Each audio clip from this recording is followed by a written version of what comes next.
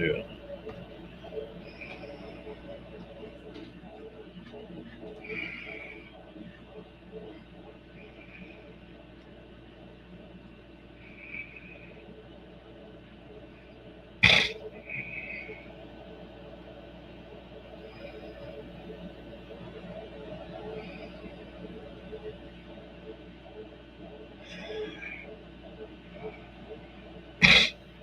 Oh, there she is, number one.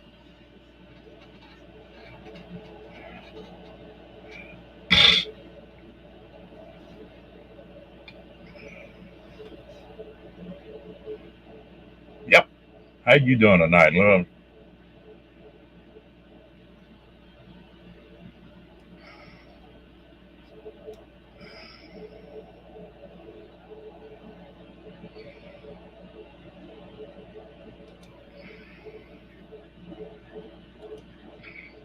Dang, that was quick. Okay, I'm going, Rose and Lillian and Janice and Diane and Catherine. Whew, dang, y'all got in here in a hurry tonight.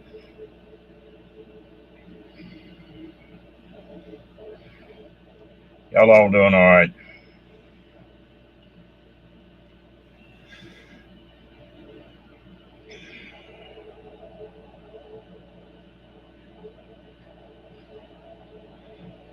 Well, you don't have to be first to chat, love.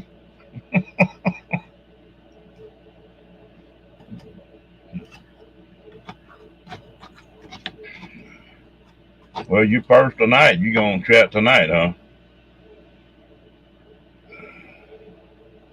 Hello, Miss Fairy Dust and Wishing Mouse. Hello.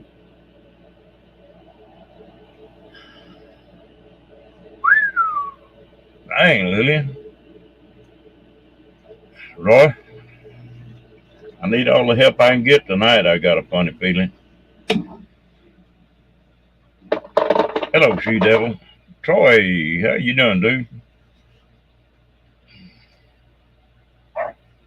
Desert Adventures in Arizona. Good evening. Well, I tell you what, you're in a rough crew here.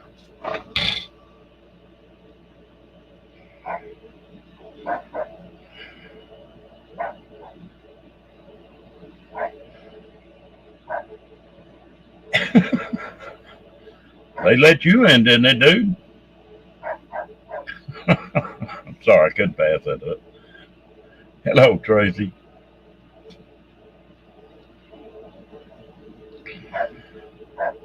Kicking. Good evening.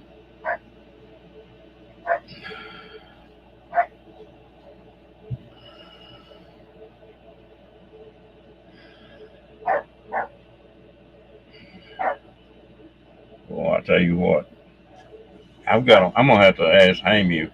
I've got a couple questions for her.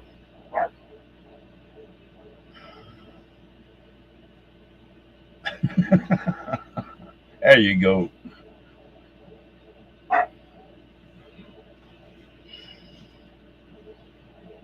Yeah. Yeah, when Amy gets up here, I got to get her up here and find out a couple of things. She got me confused, which is not an unusual thing.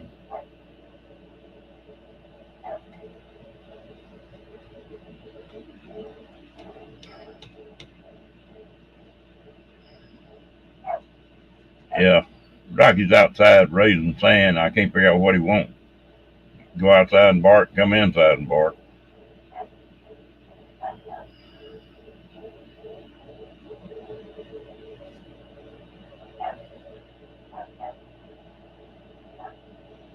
There's no telling. He's got where he thinks he's a guard dog for this fenced in area where my trailer sits. And he can get out there and get to barking. I don't know, barking squirrels or whatever. I saw him get mad for the first time the other day. There were some plumbers out here and going to do some work. And they come out here and they were out here about 10 o'clock. Hello, Aaron. And that little dog was hitting that fence. He was wanting a piece of him. Surprised me. That's the first time I've ever seen him get stirred up.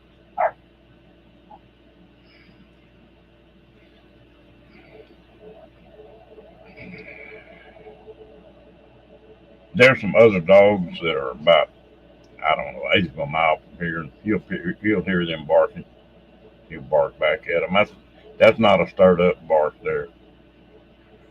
I can tell when something's wrong by just the way he barks. Uh-oh, Miss Angie Hayes. Hello, darling.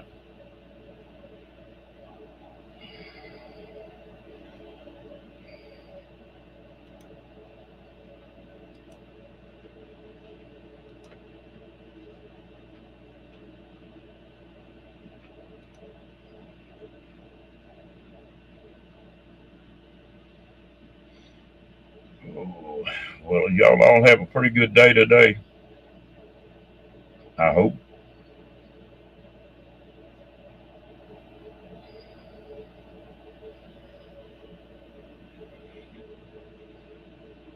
Well, I'm glad to see Roy come in here. Becky hadn't hit him over the head with nothing yet then.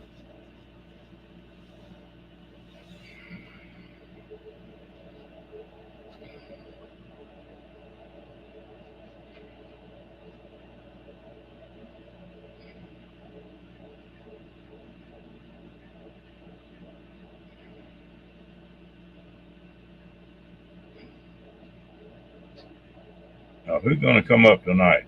Keep me from getting lonesome.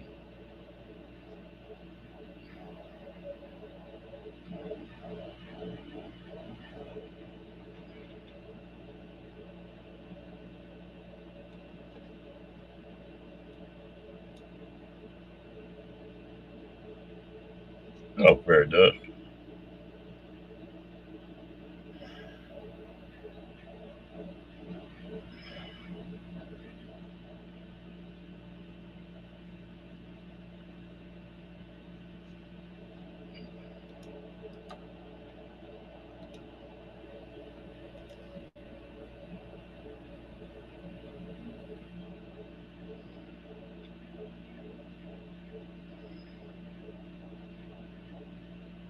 I think that's the right link.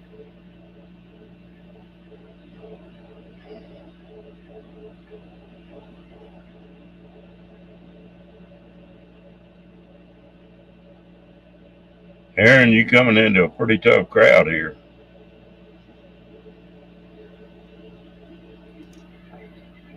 Hey, man, how you doing? Pretty good, Aaron, Ron. you coming into a pretty tough crowd here. That's what I heard. I better behave myself, huh? Have you got your YouTube? Hey, man, how you doing? Pretty good, Aaron, Ron. you coming into a pretty tough crowd. Let me kill that other tab there. Okay, that's gone. All right. Yeah, sometimes they can just about run me out here, as innocent as I am. I don't know what they're talking about half the damn time. Okay, all right. Well, let me turn the light up here. So my water well went on the fritz today, so I had to call the well company to come out tomorrow. So we're running on reserve water right now. So that's about the only thing that went bad today. I had a funny one on my travel trailers. I always take it and run off my tank in the trailer. I fill the tank up and just run off the tank. Well, I got a friend of mine just bought a brand new trailer about 2 weeks ago, and he was asking me about some stuff on it. And I told him, I said, man, don't hook the water pressure here is real high. It's like nearly 100 pounds. I said, don't hook that trailer up to that water pressure straight without a regulator on it. Oh, it's made to take it. And I said, okay, but I'm telling you, don't do it. I did that once, Ron. I did it in an RV park when we were traveling, and you know what happened? Yeah, I yep. hooked it up. I hooked it up. I didn't have a regulator, and I thought, it'll be fine. Well, a few minutes later, my wife hollered and said, there's water gushing inside the RV, and it actually popped off the faucet in the kitchen, and we had a geyser in the kitchen. So I learned the hard way, water regulator is a must-have. Yeah, this guy blew a line, and he left. And when he came back, he had about 2 inches of water on the floor of that brand new trailer. It'd been in there about 2 hours. Yeah, Wow. you'd be lucky if it doesn't run that trailer. Hey, I see Roy and Becky are in my neighborhood. I want to try to meet up with them. They're just a couple miles down the road from our place, so Oh, I'm hoping they stay a couple of days and I'll be able to run down there and say hi. well, they came right through Waco where I live here a while back, and I didn't realize that they were coming through until they were already gone. And if somebody else came through, it might have been, I'm not sure who it was, but 15 miles from me. Yeah. Yeah, Roy and Becky are good people. We enjoy them. Yeah, I like Roy and Becky. Don't tell them I said that, but Okay. All right. they, Okay. She says we'll be here for 2 weeks. Okay, cool.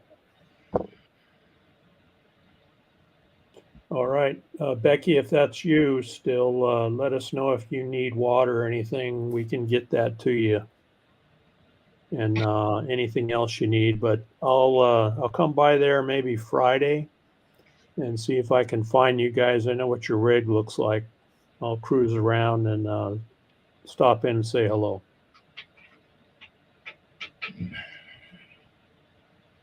yeah, I know you would have, Roy, but y'all were already through here before I figured out you were coming through. On the highway, y'all weren't but about 5 miles from me. Becky, do you think that Waco would stand Roy and me in the same town? Mm-mm-mm.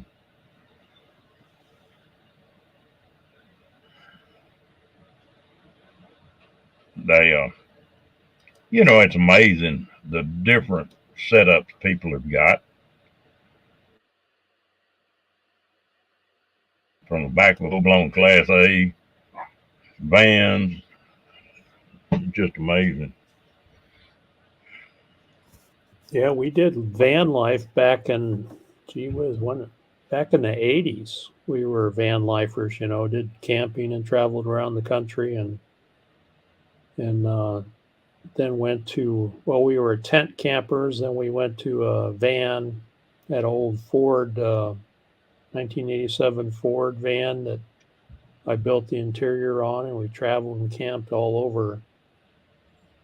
And then moved to a toy hauler, small toy hauler. And then when I retired, I bought a 2015 small Class A. And now I can't afford to drive it because the gas prices are too high. I've owned just about every kind of damn RV you could own, and I've just about gone back full circle. I've got this 32-foot travel trailer that I full time in, but I'm getting me another cab over camper rigged up, and I just bought a real small motorcycle that'll go on the back of that pickup. It just weighs, like 250, and that's probably gonna be my running rig. Yeah, I have an old Honda Goldwing that I dusted off and, you know, got back on the road. And when you get 42 miles to the gallon, that's a lot better than driving a big ass truck. Yeah. Well, this little old bike I bought supposed to get 110 miles to go. Yeah, 250cc. Yeah, I believe it. Yeah, it's a 110. It's 110 cc. Oh, it I've, is. Okay. I've had it about a week and it just rolled 300 miles. So I've been putting a little miles on it. Okay. But, yeah. But I enjoy the motorcycle. I've got a Road Glide too. But now it's got a sidecar on the side of it. That's the one I usually do my motorcycle camping on. What year is that? It's a 207. Okay, I've got an '08 Ultra, Oh, yeah. the anniversary edition. I don't ride that much because my road's so bad. I can't hardly stand it. This bad county road that's been patched and repatched and patched again. Can't hardly go up and down it. Takes me 3 days to recover. These roads in Texas are not real good right now. The worst I've ever seen them. And they're working on them everywhere. Yeah, they're bad here too. Out in the county, they're pretty bad. But what are you gonna do? Yeah, well, it's a whole lot better than it used to be, I guess. Well, every once in a while I'll get on a road around my hometown that used to be the main highway, and it'll be a little old bitty narrow pig trail, no shoulders, uh, just like a snake, little bitty bridges and stuff. Before, man, we got pretty good straight highways here. I have to say that. But we got so much truck traffic coming through Texas. That's what's killing us. Yeah, that really beats up the roads. Yeah. Those heavy trucks now. But this is on that main drag from they'll come up to San Antonio from Laredo or Del Rio or Brownsville, and it sort of converges in San Antonio, and then everybody gets on 35 and goes north. Yeah. And there's more trucks on this Interstate 35 out here than there is cars. There's a lot of trucks everywhere. We see them on I-10 going through Tucson a lot.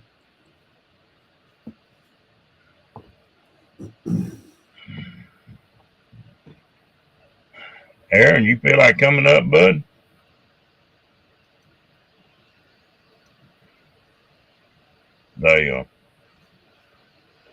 I tell you what, Interstate 10 is a weird little road. There's parts of it that are perfect, and some of it's the roughest crap I ever been on in my life. Down in Louisiana, that Interstate 10 in Louisiana is a trip now. Yeah. Ooh. I have a daughter that lives down it's a little town south of Lafayette.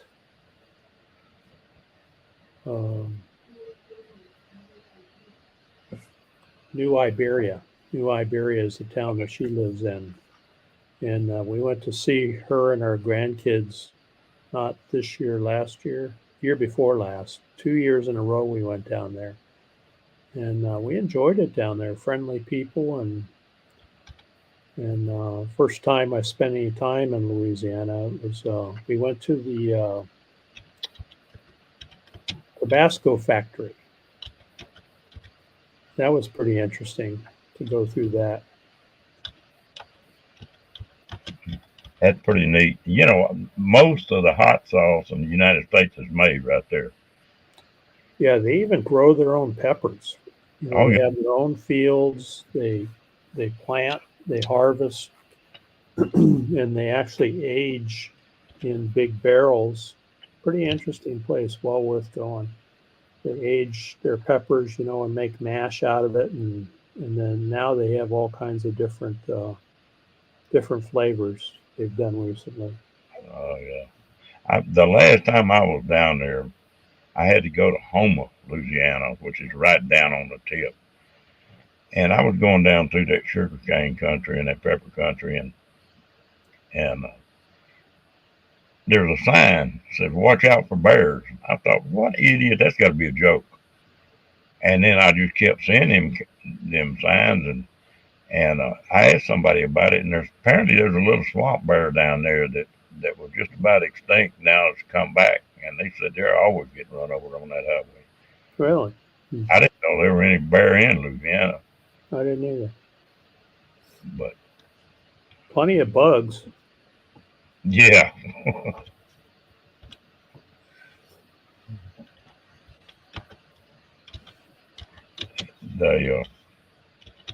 Louisiana's a pretty neat place. Oh, look at who's here, Badge. Hello, Badge. How you doing, man? This is getting to be a rough crew. Man, Ron, I didn't know you hung out with people like Badge. I know it. I tell you what, I started this, and this was a pretty nice chat, and it just steadily went downhill ever since.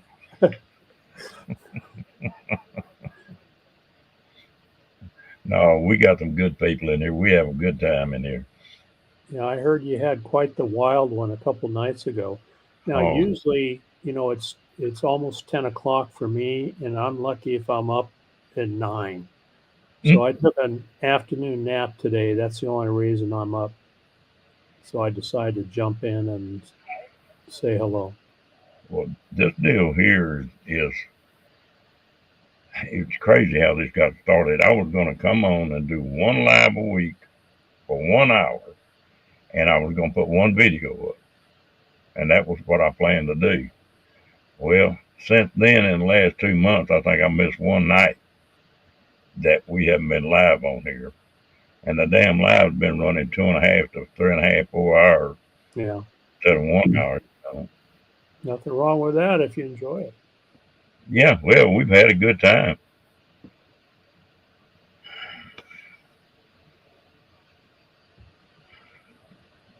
Oh, yeah, I know it. They're right down there in there. In that country, that's pepper country. Well, isn't there an island down there, too, that they grow a lot of peppers on somewhere Yeah, right in there? yeah, yeah. In fact, I can't remember the name of it.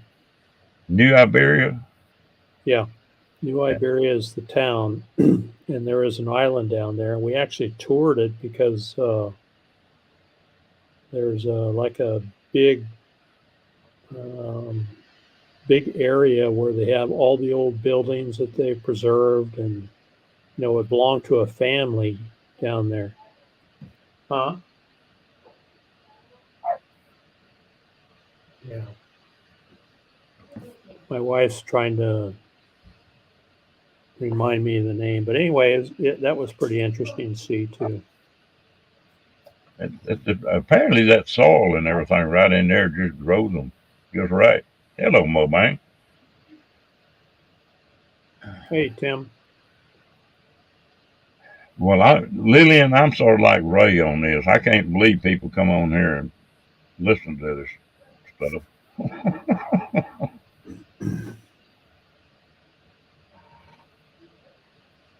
Uh, but I mean, like, as long as we're all having fun, I'll keep doing it. Like, that's the whole thing about it. The first night I got on here, Steve, I took and made a little speech that this thing was going to be for fun and no drama and no bullshit, and Yeah. and that's the one thing we wouldn't stand for. And this crew here is the best in the world. I mean, they just Yeah, I recognize a lot of the names from others. And like I told you the other night when I jumped on, I don't think it was your live stream. You were on with someone else. Who was that? well, and I know I'm on late, but there wasn't anybody else even on. Oh, maybe it was your live stream then. I jumped on right after I got Starlink up and running here. Yeah, And you were on that live that night. I don't remember where it was There at. you go. Man, There goes the neighborhood. I just, all you know, right, Batch. Steve, how's it going? I come by. I was just going to scroll, and I was over at Mark the Paint Guy, and I come over and I said, Steve, what the hell's going on here? Ron's even got Steve up there now. Now we're in trouble. Now the neighborhood is going to hell in a handbasket. I tell How you you what, doing, Batch, buddy? I've got some good internet now. I got Starlink here at the house, I know. and that's awesome, dude. I know. I got internet. We got the house. We got the internet now. It's like free Wi-Fi, you know? It's Yeah. like everywhere now. So it's kind of good. It's kind of neat because we're sitting here in Alberta freezing our ass off, talking to one guy in Texas, which has got so-so weather, and one guy's roasted. So it's all good. Yeah, yeah. Weather was good here today. I'm in a t-shirt. Start off in the morning, it's cool. It's in the 40s, Fahrenheit, and then it warms up into the Yeah. 70s by noon. So it's nice. Yeah, we were what? We got up to what, 10 today, so it's like 50. Hmm. Yeah, That's t-shirt 50. weather. All the snow's going though. So, Is it? oh no, that's short weather. T-shirt and shorts and sandals, basically. You Oh, know, 50s, that's the dead of winter down here in southern Arizona. I know he had a big wool coat on and one of them fluff coats and everything. So That's yeah, right. Yeah. Got my beanie cap on, you know. yeah.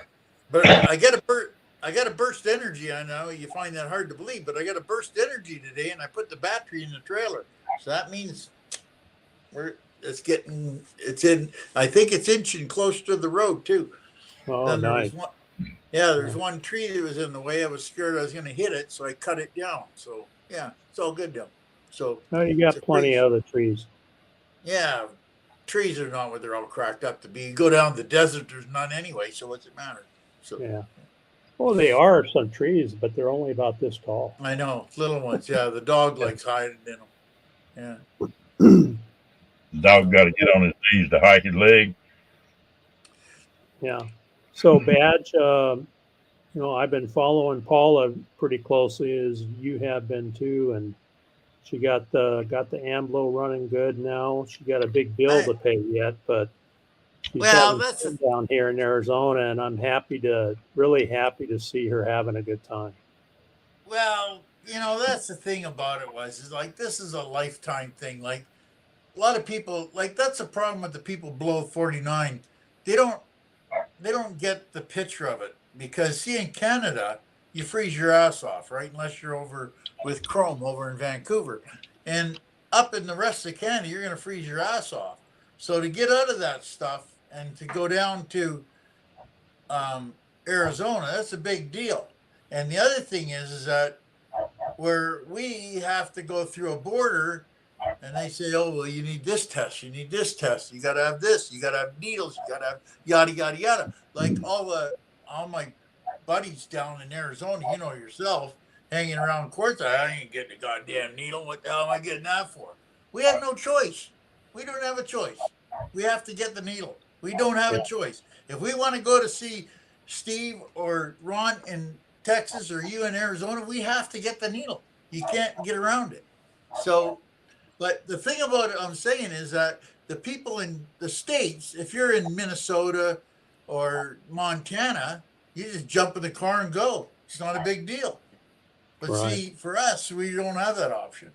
We got Vancouver, and that thing is so packed in the wintertime. It's not that, and plus full of, like, that's the thing with BLM land to our land. It's not like the Americans have this BLM and camping, free camping Mhm. thing. They kill it, right? Where in Canada, we don't have that option. You got to pay for it most of the time. There's not very much free stuff, but um, it's I don't know, it's pretty good. Like we're getting into the use, like we're coming back down this year, so it'll be all right now. After we'll quit whining now because we had 2 years off, and yeah, it'll all be good. But see, that's like you were saying with Paula, like that's a once in a lifetime thing. Now she's only young, so she might not be able to do that for next who knows when, because she Right. only 'Cause she gets a had to couple take weeks. what? She had to take 3 months off from work, right? Yeah, but she only Yeah. gets 2 or 3 weeks of holidays a year. Yeah. So, to jump in the Ambo and drive down to Arizona in the wintertime for 3 weeks, you're spending two getting there. So Right. there and back, right? So I don't know. It's like, I'm really glad it was really expensive, but like I told her, I says, you got a choice to make. If you're going to get rid of it, don't do it. Just leave the damn thing there. I'll fix it in the winter when I go down. Uh, But if you're going to keep the thing, then fix it. So that's what she did. She's going to fix it. She wants to keep it. So I said fix it. So you know, okay. So she talked to you before she decided and got your input well, on yeah, it. cool. Well, I don't want to tell nobody that, but yeah. Yeah. So, Well, I would have done the same thing because you're the well, knowledgeable you guy. know, You've done a lot of work on it. You know the history of it. she's So a she's a sharp kid, but you just yeah. have to, if you don't know stuff, like even I don't know it all, so I'll go and ask somebody that knows it, right? Sure. And that's what she does. She just asks, and I give her my opinion, and that's they.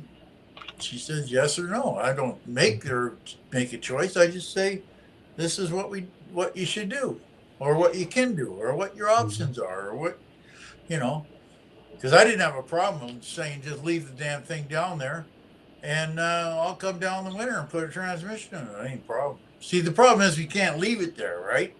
Yeah, Like you you got to can have a park place it to there. park it.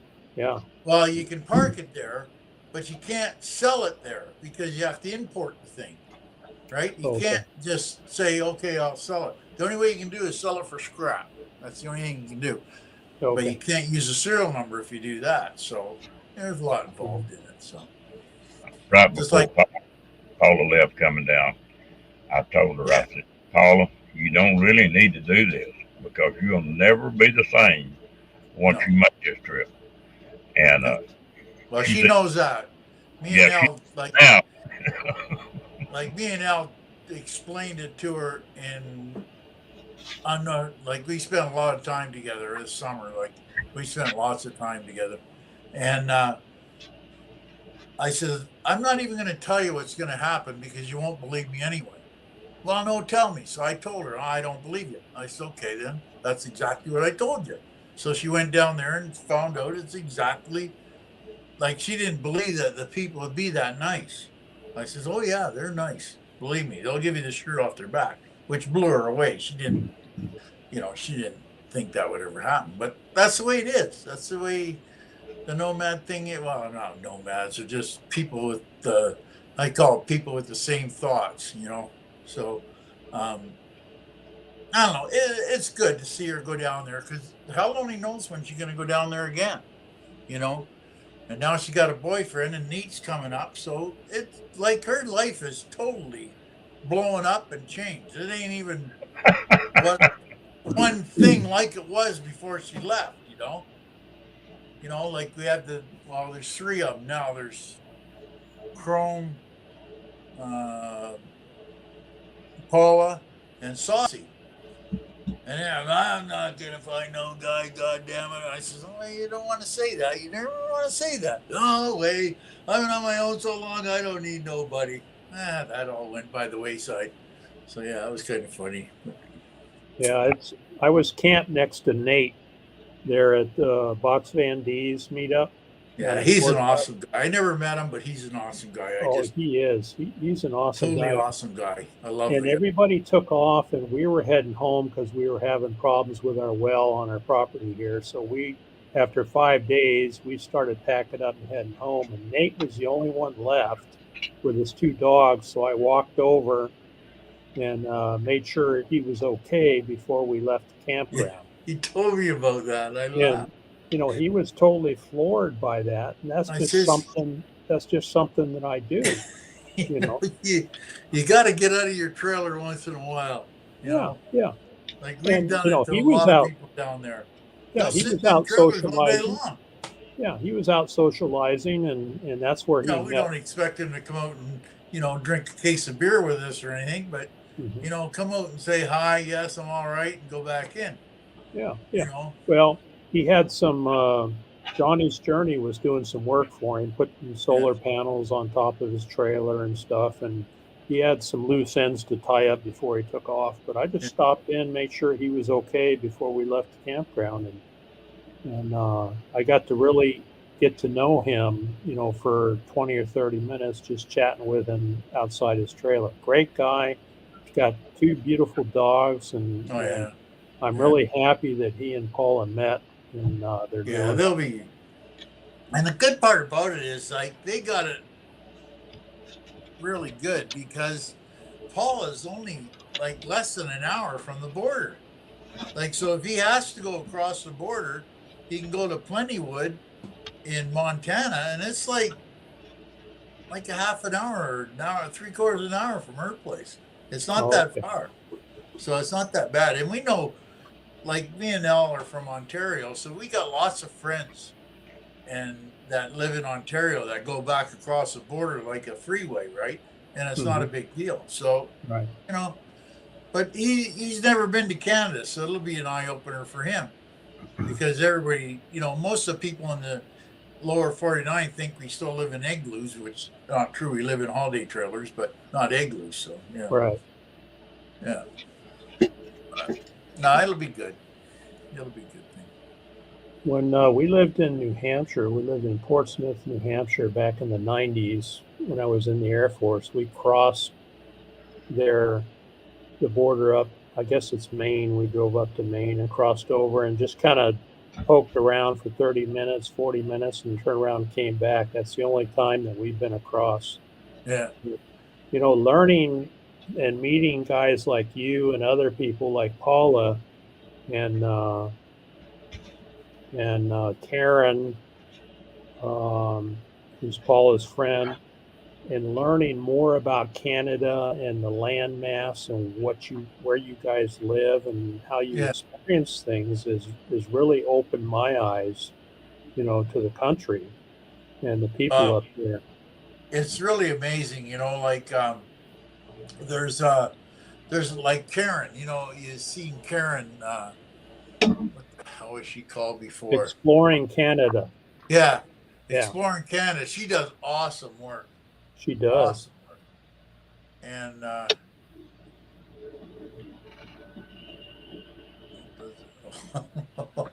Camper Goer one. I'll just give me this. It costs us. We get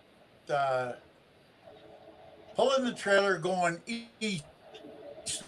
We get 10 miles a gallon. We're going west. We get about 7.5. So yeah, that costs us quite a bit. But what we're going to do this year is in spurts, like go a couple thousand miles or 2,000 miles and sit for a month and then go the rest of the way. Because we're going to end up in Arizona, but we have to go to New York too. So we're going to space it out. So when are you guys yeah, taking off? If I had my way, we're going to take it off in April, but we have to be back for August. So, but That doesn't give you much time.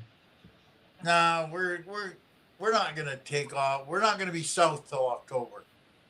Like, unless we go to New York in June and July, then we'll go down south. So, but I want to take a big trip, but God, it's like double the price, right? Because like I was telling Vortec on from England, he told me it's $13 a gallon for gas. Crazy. I said, "Holy crap!" I says, "You know how much it cost? It cost me $10,000 to drive from Alberta to Ontario to Arizona and back again because it's 10,000 miles, right?" Yeah. Said, Yeah, it's about $1 a mile for my RV. I get, you know, 6, maybe 7 on going downhill with that. Like most RVs, it doesn't matter what you got. It don't matter if you got a diesel or a gas or RVs are 10 miles a gallon. It don't matter what it is. It can be a big one, a small one. They're going to be 10 miles a gallon. So it's just, you know, that's just the way it is. It's just what it is. See Camp Dora one's comment. Yeah, I'll give it. It's good on my phone here, but it's so. He says everybody needs one. Let's see. That's too much gas to go down and breathe Arizona desert dust. Yeah, but you know, it's not. That's the thing. It's not the places you go. Like you got to admit, Steve. Like Squatterville, Arizona, is not a 5-star hotel. No. It's desert with some trees and some nice stuff in it. But it's not nothing nice. It's the people. And that's the thing. It's about the people. And you know, people ask me about that, and it's true. And Lola from Texas, well, you know Lola, Ron. Yeah. And she says, "Why would you come down from Canada to Lollapalooza?" I says, "Because it's worth the trip. Because this is a really good bunch of people. Like Lollapalooza, honest to God, it's worth the 3,000 kilometer trip just to go down there. It is. It really is. It's one of the best run operations on the planet. And it's just a lot of fun because you meet a whole bunch of people, you know, like you meet Saucy and Ron. Well, even Wineview showed up one year, and Eric and Carolyn, the whole bunch of them. It's just the greatest bunch of people going. Now And was that where everybody was working on each other's rigs, kind of yeah, helping out? Yeah, yeah, yeah. yeah. Because they had a lot and that's the thing that he said, well, the only year you don't come down, everybody needs you. So I says, yeah, well, that's the way it is, yeah. So, Mhm. but That the price, Lollapalooza was, the price, what's that? I said, that Lollapalooza was the first time I'd ever got around a bunch of YouTubers. And Oh, yeah, I was just getting started, but I had been following a bunch of them. yeah. And, like Badge, I spoke to him, but he didn't know who the hell I was. The only thing he remembers is that motorcycle of mine, I think. That's it. Bicycle on that and your voice. I remember your voice. As soon as I heard your voice, I said, I know that guy. But I don't me, know his name, but I know that guy and his motorcycle. Like I said, like everybody laughs and jokes, and even Els jokes about it every once in a while. Don't tell him your name. Just tell him what car you drive. He'll tell you what you do. He'll well, know you. Steve, when I went to that meetup, I was on that Harley of mine with that sidecar, Yeah. and I had on my camping gear in the sidecar. Well, Mhm. then I had a Yorkie dog that rode with me on that thing. He had his little kennel in the back. He's sitting up with Yeah. his head out of there. So, drew a lot of attention. But Yeah. Frugal was there and C Dub Oh, and yeah. Kelsey A and, lot of, you he know, met a lot of people there. well, Blind Views was the mayor that year. Yeah. Yeah, he talks Oh, about that quite often. that, Yeah. oh, God, that was funny. I was, because Paula's, because you know the way I am. And Paula says, oh, we're going to have a Blind Views party at 7 o'clock because he's going to be on live at 7 o'clock. I says, okay. So I go up there and I have my phone and I got it on Blind Views. And I says, what the hell? I'm just losing it. Like, not losing it, but getting choked. I said, where the hell is he? He says he's going to be on at 7 o'clock. He's not on at 7 o'clock. Where the hell is he? I says, he's supposed to. And of course, Lola and Vicky are just pissing themselves laughing. I says, what the hell's so funny? He's on every Thursday night. Why in the hell isn't he on? He says, well, because I'm right here. And he pokes me in the back and I almost lost it, right? Like, holy Jesus, so funny. And then the funny part was that Papa Texas, because it was raining, right? Because, of course, Saucy was camping, so it's raining. And Papa Texas comes over, knocks on the door, and Pat runs out. And he says, I got somebody to meet. I said, oh, really? So I come out, and here it is, Blind Views. I said, holy crap. Really? I come in the trailer, and Neil's in there, right? And I said, Neil, you might want to get up. Why? I says, I got somebody to show you. And Blind Views walked in the trailer, and you never seen a guy with two legs that had no legs jump up so quick in his life is when he's seen Blind Views. Because him and Blind Views are pretty close, right? And I said, holy smokes. And he, like stuff like that you can't make up, right? And it was just a great time. Like, it was I got a like, question for you, Badge. yeah. Do you remember the guy that, we had a circle there, and all the way on the north end of that circle was a guy in a bus. He was in a school bus. Yeah. And I can't remember that wasn't Chrome, was it? The cranberry one? Who what? Or was it the cranberry one, the maroon one? It was a Yeah, maroon and black bus, a short bus. yeah. Yeah, No, it wasn't real long. But yeah, that's Vanishing Nomads. But he's all over. okay, I couldn't remember who that was. I didn't know him at that time. Yeah, I talk to him every couple of months. He's down in, where the hell is he? Florida now? Florida, yeah. His dad's not doing too good, so yeah, he was the DJ. He's playing the music. Yeah. Are you thinking of Pierre from the Heat Seeker bus? That's the longer bus. Yeah, that's the one. That's the one. Yeah, he's the Captain Canadian. Jack got that. He said Pier. Yeah, Pierre's the Heat Seeker bus. Yeah. Yeah. He's sitting in Ontario. We're gonna go shake him up when we go down there. He's been sitting for 2 years too. So. That was a good bunch of folks up there. Oh yeah, Pierre's an awesome guy. He's just great. He says because we always have maple marshmallows and we bring ketchup chips to Lola because you can't get them, right? So he brought a whole bunch of chocolate bars. And everybody's saying, well, why'd you bring chocolate bars? He said, well, you can't get them here. Well, yeah, we can. We got all kinds of. He says, you can't get these ones. I mean, he had all the chocolate bars you can't get in the States, right? So it's kind of neat, right? So, yeah. Yeah, we got some of that good Coke that you like. Paula brought. Oh, isn't that killer stuff? That I is drink good that stuff like water, man.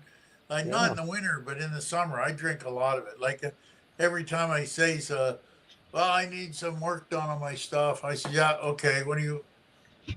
I says, "Well, that'll probably be 2 cases of Coke."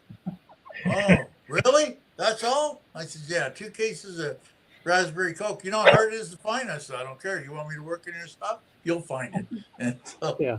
And I don't know all over hell and back trying to find that stuff. He finally found it. I don't know what you did when you were younger, or you, Ron. You know, back when I was in the military, it was like 2 cases of beer, and I'll give you a hand.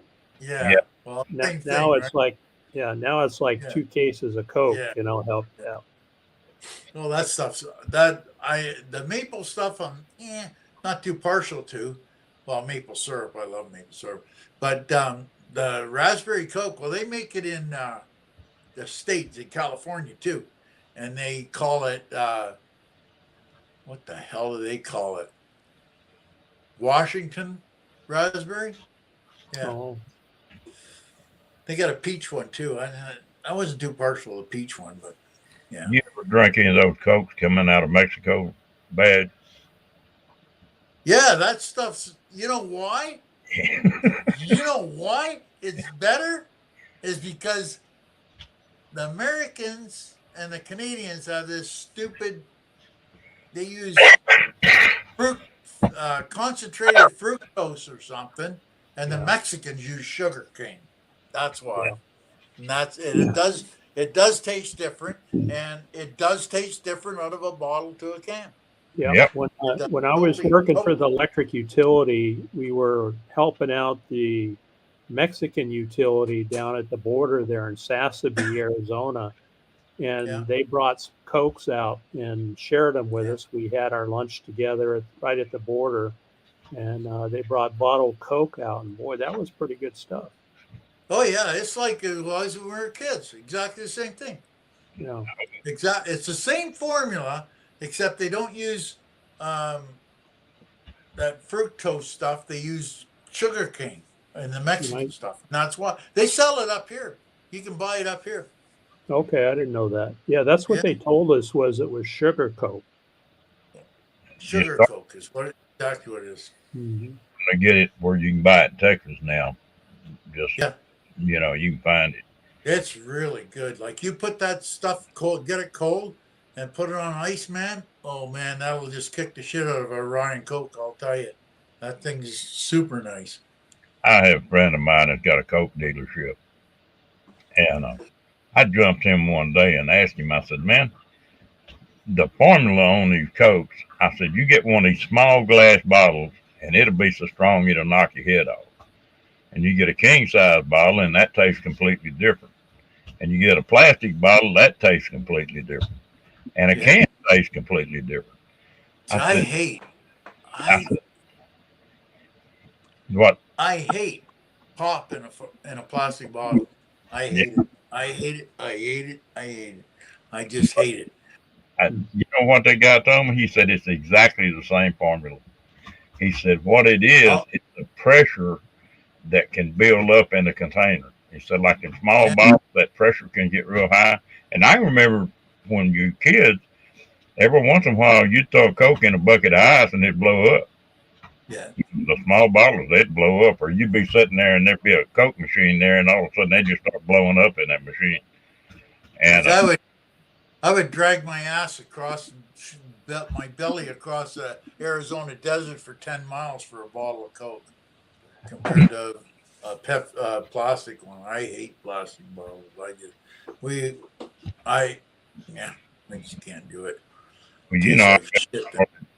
started reading about the aluminum cans and a lot of different stuff, and I did got to do a little research on that, and they found out that people with Alzheimer's, every one of them's got aluminum in the brain. Yeah. And I go where I do not drink anything that comes out of an aluminum can. And it was amazing how much See, better I felt when I don't know. I just not. I a little sorta, but oh yeah. Like the funny part about it is like my mom and my dad always said, if you can read the um, descriptions on the back and you want 5 things in it, then you're all right. And you look at that Coke, it's like 3 or 4 things. That's all it's in it. And you look at a can of Coke and it's that long, So I don't know. It's just I gotta have it out of a bottle. I got off of the Cokes. That's all I ever drank. I got started on ginger ale. And I drink lots of ginger ale. Like I I just Coke I now just play tastes with it. weird to me. I Coke, just play with it a bit, but I drink lots of ginger ale. Like one of the best ones I found was cranberry ginger ale. I love that stuff. Man, ooh, baby. But it's only seasonal. You can only get it at Christmas, right? But then you can't get it down south. It's like you can't get it. They brought out this lemonade stuff. I'm not too partial to lemonade. It's not bad, but it's not. I love ginger ale. I can drink ginger ale till it comes out my ears. y'all don't have it year round up there? What's that? I said you can't buy ginger ale year round up there in Oh Canada. no, I buy ginger ale because it's made in Canada. Canada Dry, right? That's Okay. made in Canada. But the cranberry ginger ale Oh, is okay. seasonal. That's seasonal. They're starting to, and the other one that used to have up here and they don't have it anymore. It's a toss up. Is cherry Coke. You used to drink lots of cherry Coke, and they don't make it no more. Well, they make the raspberry stuff, but they used to make cherry Coke. I used to get everybody that used to bring trailers up from Elkhart. I said, bring me a case of cherry Coke, and you get it in the cans, right? Don't bring bottles, get cans, because the bottles taste like hell. And they'd bring me up a case of cherry Coke from the States. But Vancouver, they make it like all the Coca-Cola branches, they center for that area, right? And Vancouver, they make cherry Coke.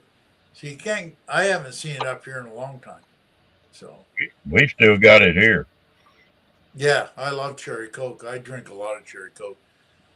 But Hey, then they had Ron, cherry Pepsi and Timmy's got a question for the man on the screen that looks like Santa Claus. I don't know who that would be. Yeah. that's probably you. Oh, I think it's maybe you, Badge. Well, I don't look like Santa Claus. Look at that, Ron. I even combed my hair for you today. See that? Damn, Look at that. I We- know. we high class and rolling, aren't we? I know. It's a good day. What's your question, Timmy?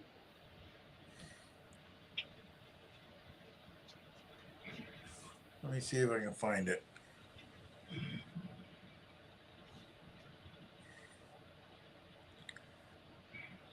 Oh, he wants to know the question for the band on the screen. It looks like Santa Claus, but I don't know his name. His name's Steve.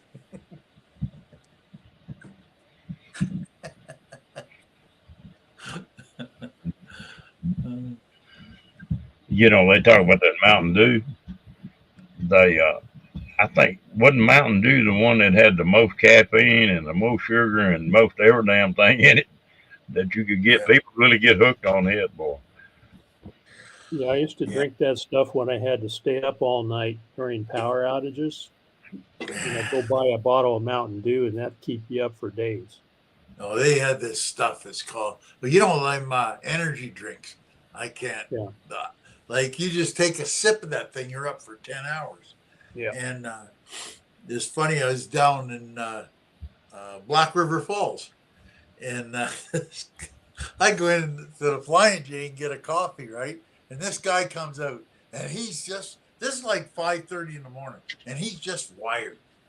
And he looks at me, and I got my coffee. He says, "Oh, you want to try this stuff? It's way better than coffee. I quit coffee years ago." And he's just spinning around. I said, "No, I'll just stick with the coffee. Good. Yeah, Thanks that anyway." stuff will give you palpitations, boy. Oh God, it's just So Janice from Oz says, Steve, you look more like Colonel Sanders than Santa. I get that a lot. well, you look like Colonel Sanders. Yeah, Colonel Sanders. You don't from even like KFC. chicken.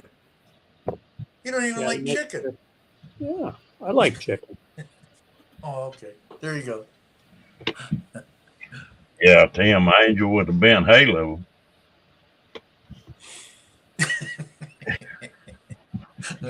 I don't think any of us got halos, Ron. I'll guarantee you. I made a hula hoop out of mine a lot of years ago. Exactly. Hey, I think Tim, I used time for mine to- exploring. How you doing? Oh, is Karen here?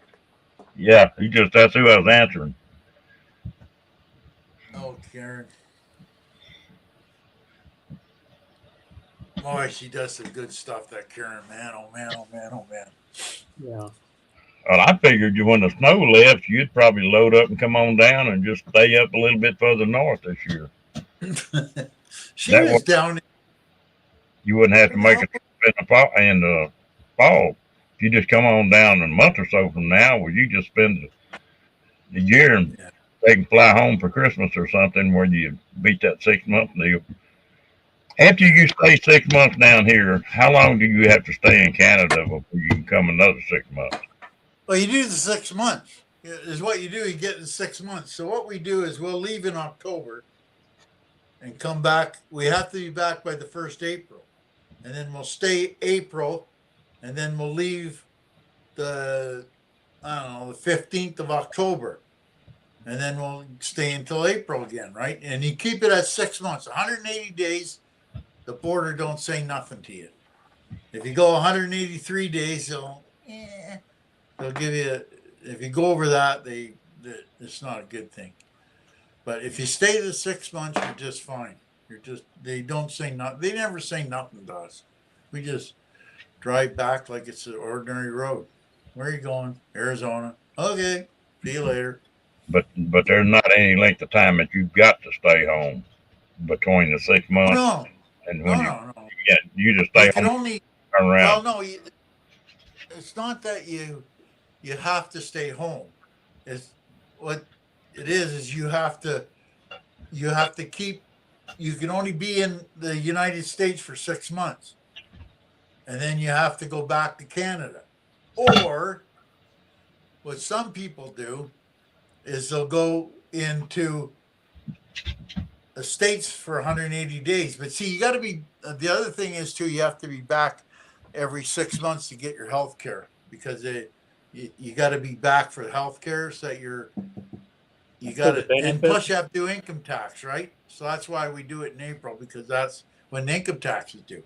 But a lot of people will do, and if they want to play around, is they'll stay in, go down to the States for 2 months, go across to Mexico.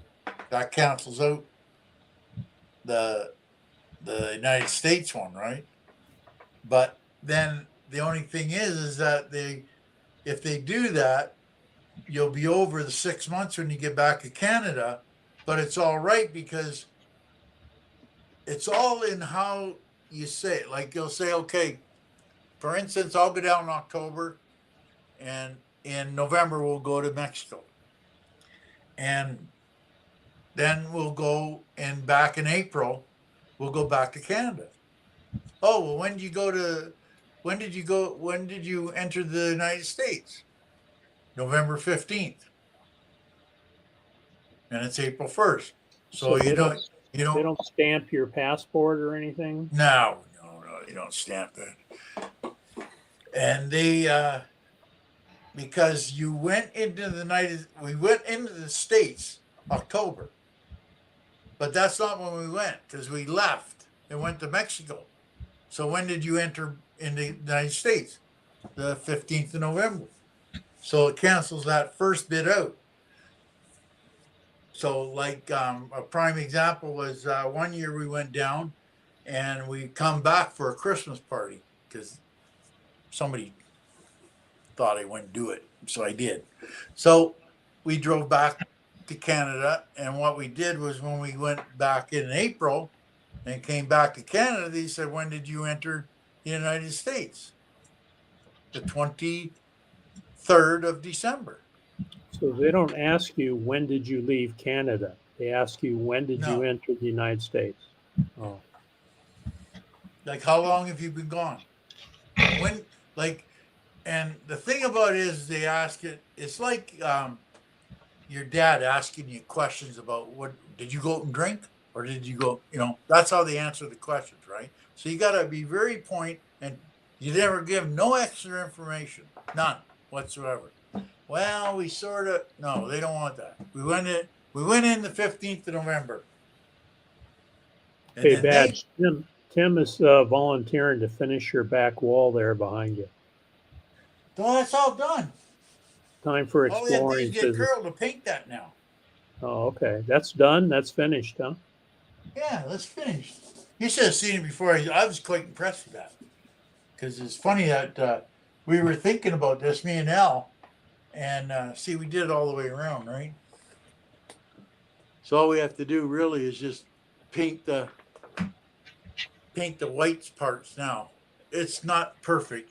Like I would never do this for a job, but we're talking about this, and Carol, she goes into town and she goes into Edmonton and comes back every couple of days. And she says, I come up with a good idea. I said, oh, what's that?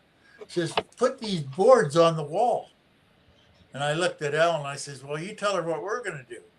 She says, oh, we're going to put these boards on the wall. So it was kind of funny that we were thinking the same thing. So, Yeah. yeah. So you're going to paint those white? Yeah. Okay. Yeah. Carol's a painter. I'm just a wood guy, the wood butcher, as I call it, but they say different. But I tell you what, it's a good thing me and Badge don't live close together. As bad as I am about building crap and the way Badge is, ain't no telling what the hell we'd build. we did a whole bunch of stuff here, and the good part about it is, like, you go down to Arizona, and that's the benefit of going to Arizona or wherever you go and meet these people like Steve and Nate and all them people and Ron and, all the nomads, right? The good part about it is if you say, well, I want to put a 2x4 in the wall. I don't know how to do that. Well, I'll call Michael. He'll know, and he'll tell you how to do it. Mm-hmm. Or, or Steampunk, or anybody, or Wonder Boom. So I have a perfect example to illustrate that. So last year, not this year, but last year, we went up to Quartzsite, and JT from he does signs. He did Box Van D's signage on her van. Oh yeah. And the American Wanderer. The American one. Yeah, so we're sitting around the campfire, and I'm just kind of bullshitting with him, and we're talking about stuff. He used to do aquaponics and planting and growing vegetables and stuff. And so I told him, JT, I'm trying to figure out in southern Arizona how to keep tomato plants and things like that going because it's so dry down here. You put something in the ground and the water is all sucked away. And he said, well, use a wicking box. You ever hear of that? What is a wicking box? So he described it to me. Yeah. And those plastic totes that the construction companies use to carry chemicals around? Yeah. You take one of those, you cut it in half, you flip it over, put a spigot on it, put a dripper system in it, and voila, you got a wicking tote. And so sitting there, around the campfire in Quartzsite, I learned about wicking totes, and we're Yeah. growing vegetables like crazy in those wicking totes now. Just a It's all perfect kinds of example like of learning from each you other. know, you just never know. Like we were sitting around up at Squatterville there, and Seven from Seven Wonders of the World, he's up there, right? He's got that um, the cube van, or not a cube van, not a box truck. What's the other one? Parcel van, I guess it is. Step van, that's what it is.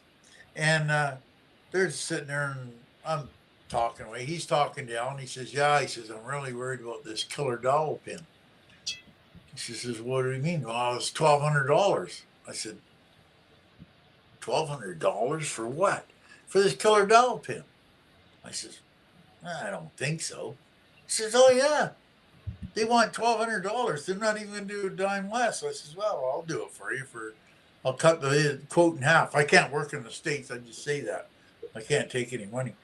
And I says, "Well, I'll do it for half." "Oh, if you do it for half, okay, no problem. I'll do it if you do it for half." I said, "Okay." So we went and did it. 3 hours. It was done.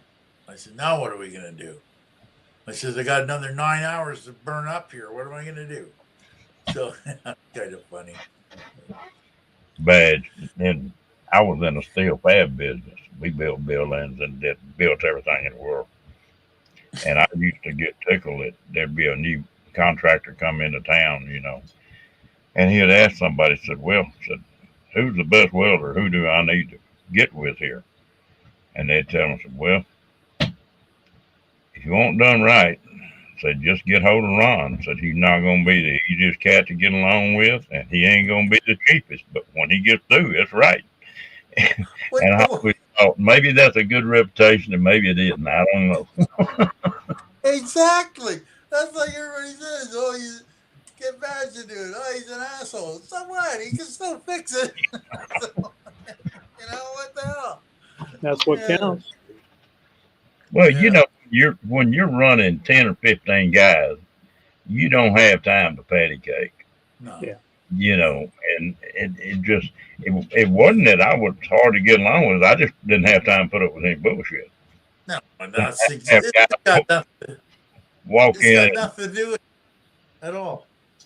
so It's they'd just, have a job, but they'd say, "What are you going to charge me to do that?" And I'd tell them, I said, "Oh, such and such down the street said he could do it for such and such. And I just what the answered hell are back you doing and here? said, "What the hell are you doing here?" Exactly. What are you doing here? You want me to give you a drive down? Yeah, it's just like God. Like everybody says, "Well, you gonna give me an estimate?" "No." "How long is it gonna take you?" I said, "I don't know. When I'm done with it, I'll let you know." "Well, I gotta know how much it's gonna be." I says, "Well, I don't even know how much it's gonna be. How are you gonna know how much it's gonna be?" Like I use Sevens for a prime example. I said, "Okay, the quote's $1,200. I said I'd do it for half, and I'm in at half of the half. I'm doing it for a quarter." And I said, "Now, when I do it for a quarter, are you still going to pay me the half?" "Probably not. You'll want to, because they want it both ways of the center, right? They want the cheapest they can get it and the lowest thing at the same time, which I know that anyway, so it's not a big deal." So, Oh, we but lost him. no, we lost him. That's all right. He'll be back.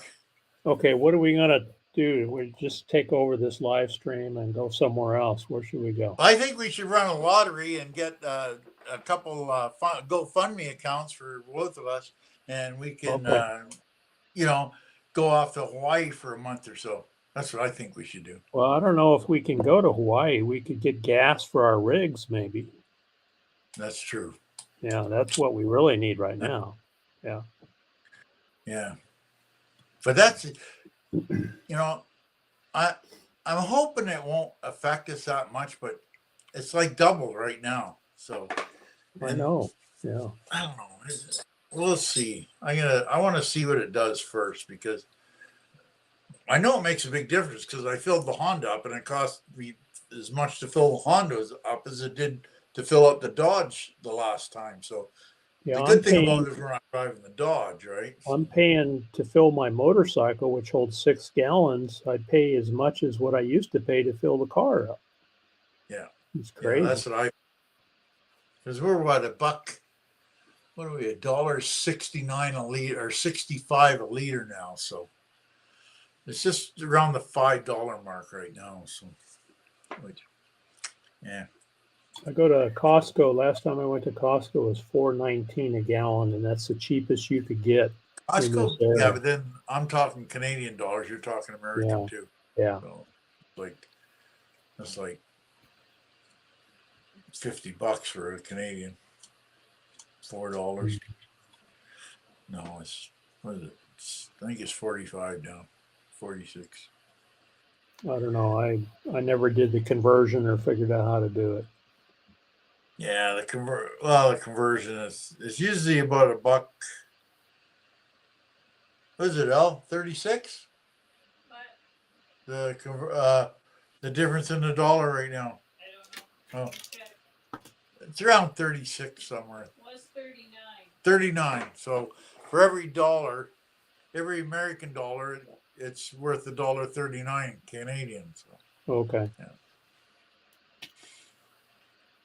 like it's funny because you get down in the States, we have American money because we have an American bank account, right? So we don't really think of it. And Al sits on she trades it when it's like 22, 24 when it happens, and she'll move money in there, right? So we live on American money down there. We don't live on Canadian money. And then when we come back, we have to go to Canadian money, and it's the last we come back at 20, it costs us $1.40. $1.40 for a dollar. Wow. Oh my God. Really? Yeah. So, but the only good thing to that is if we had the American money, which was our money, right? See, if we had to take Canadian money and buy American money for gas, that's when it costs money. So, Okay. So would you have an like account in the States? Would you actually have an account yeah. in the States? Okay. Yeah. Yeah, we have to have an account in the States because of the phone and all that stuff too. So, I got an American phone, right? Yeah, I was wondering how Paula did it. I don't know if she just used her. I don't know if she got hers figured out. I haven't. She was borrowing one of our friends' hotspot and using it. So I don't know if hers. Because I'll tell you, the worst thing you can do is take a Canadian phone and go to the States and not have American minutes on it. Mhm. It costs the first time we went down in 17. The girl says, "Oh, don't worry, it won't be that much. It'll be all right." $675 for 90 days. Oh, That's what wow. it costs Wow. for the phone. Yeah. So But that's I got my Cricket now. It's $65 a month. So it's way last, cheaper than. I went up to Alaska, and you're talking about the exchange rate. I think at that time it was $1.51. And I Yeah. learned a long time ago. I've traveled around the world some. And the first thing I do is go change some money into whatever the currency is in that country. And so I got Canadian money. Yeah. I pull in a gas station and fill up full of gas, and they start figuring. Well, what they do, they try to take it across at $1.14, $1.15, something like that. And I said, Yeah. no, you don't have to convert it here. And I throw that Canadian money out there, and it'd make them so damn mad. I was cutting the bill. Of course. And both sides are the same. Like if that's why the number one thing we told Paula when we sent down, do not use your Canadian credit cards down there.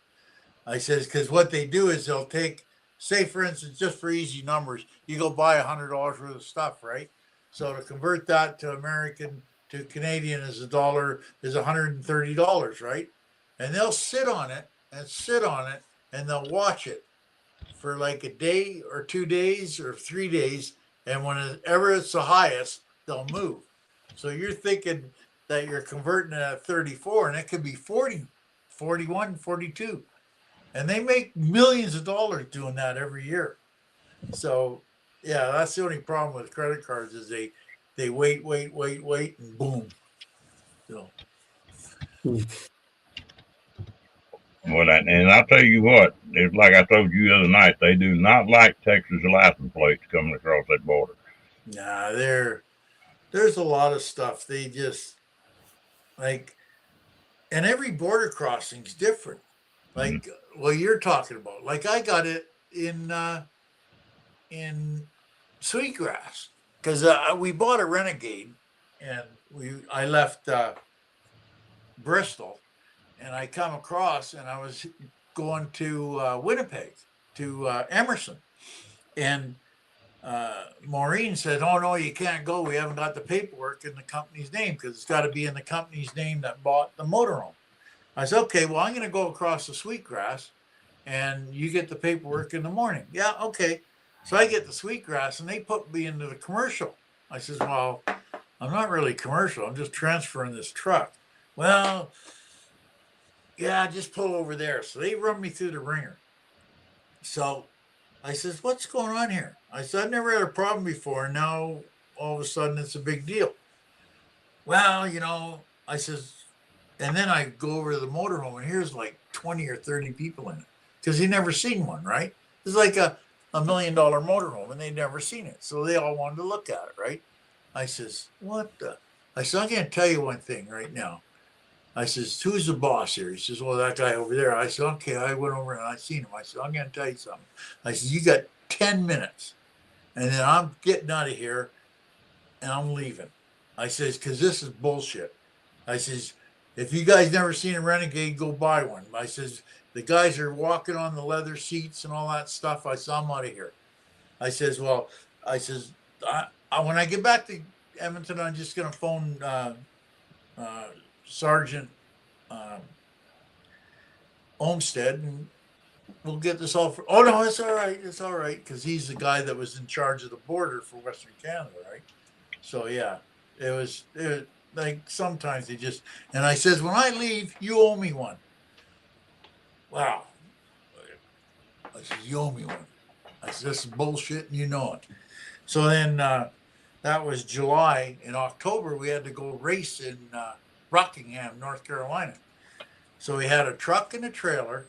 The truck the truck and the trailer had registered, but the cars in it were owned by two other guys with they owned the cars and everything in it.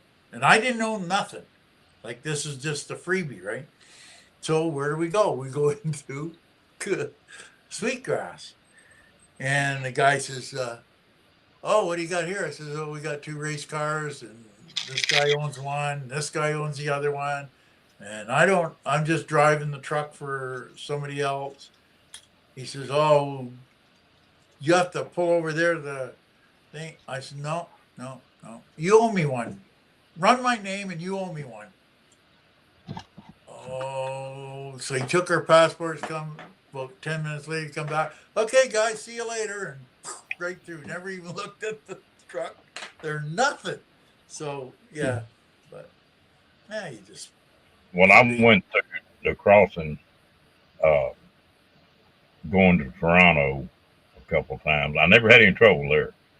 But the one coming out of Washington was there at Hope, goes into Hope. That's the one I always had trouble with.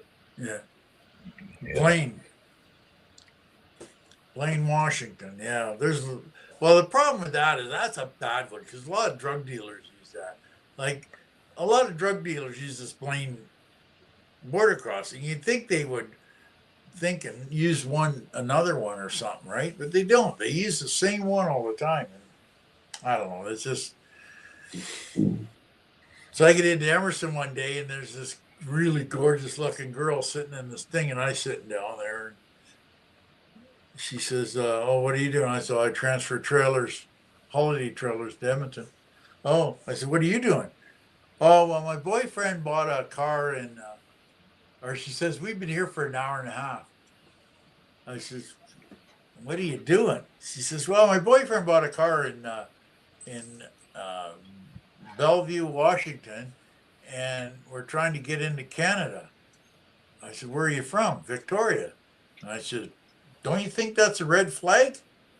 Like, why would you buy it in Washington and bring it back to Canada in Winnipeg? I says,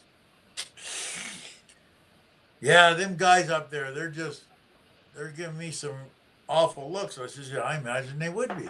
Well, what do you mean? I says, well, about 60% of the border guards in Emerson are prison criminals, right? They're no. I said, oh yeah, they train them into be prison guards for our border guards. And I says, they're just sitting there just trying to figure out a way that they can frisk you and strip search you and do it legally. You're kidding. I said, no, I'm not. I'm just You can't go at once. off I went. Said when I went to Canada, the immigration cross-examined us, asked where you going, where you staying, how long are you going to stay there, are you married, do you have kids, do you have a job, and searched our car. Yeah. Yeah, they wanted.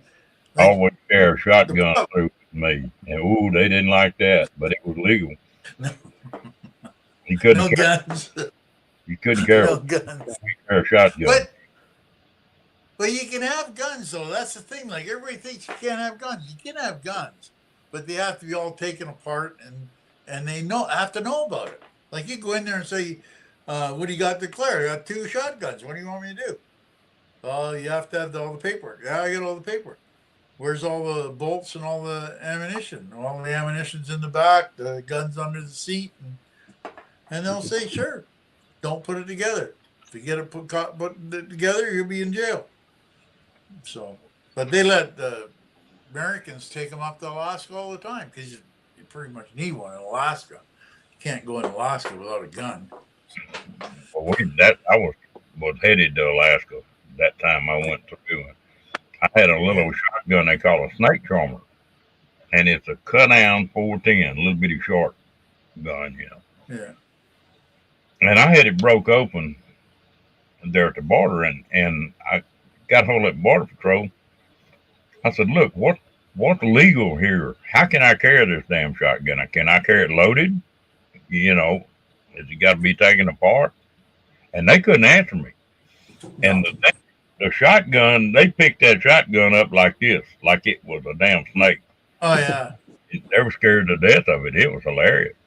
And that border patrol, when I finally come unwound it one day, I asked him, I said, "Why in the hell do I keep getting stopped here?" I said, "Hell, I know you by your first name here, and I go through this bullshit every time I come up here." And the damn Texas license plates is why. And then he asked me, said, "Is everybody from Texas carry a damn gun?" I said, "Well, pretty well. I said, "It's illegal." And he told me that all the border states, Arizona, California, Texas, and New Mexico, were most of the time going to get pulled in because it was the drug deal. But every time I went to Canada out of Washington, I got stopped. Yeah. And I got where I knew that I was pulling them trailers up there all the time, so I knew all them guys. I'd never been through there 20 times. Hey guys, I'm going to jump off of here. I'm falling asleep.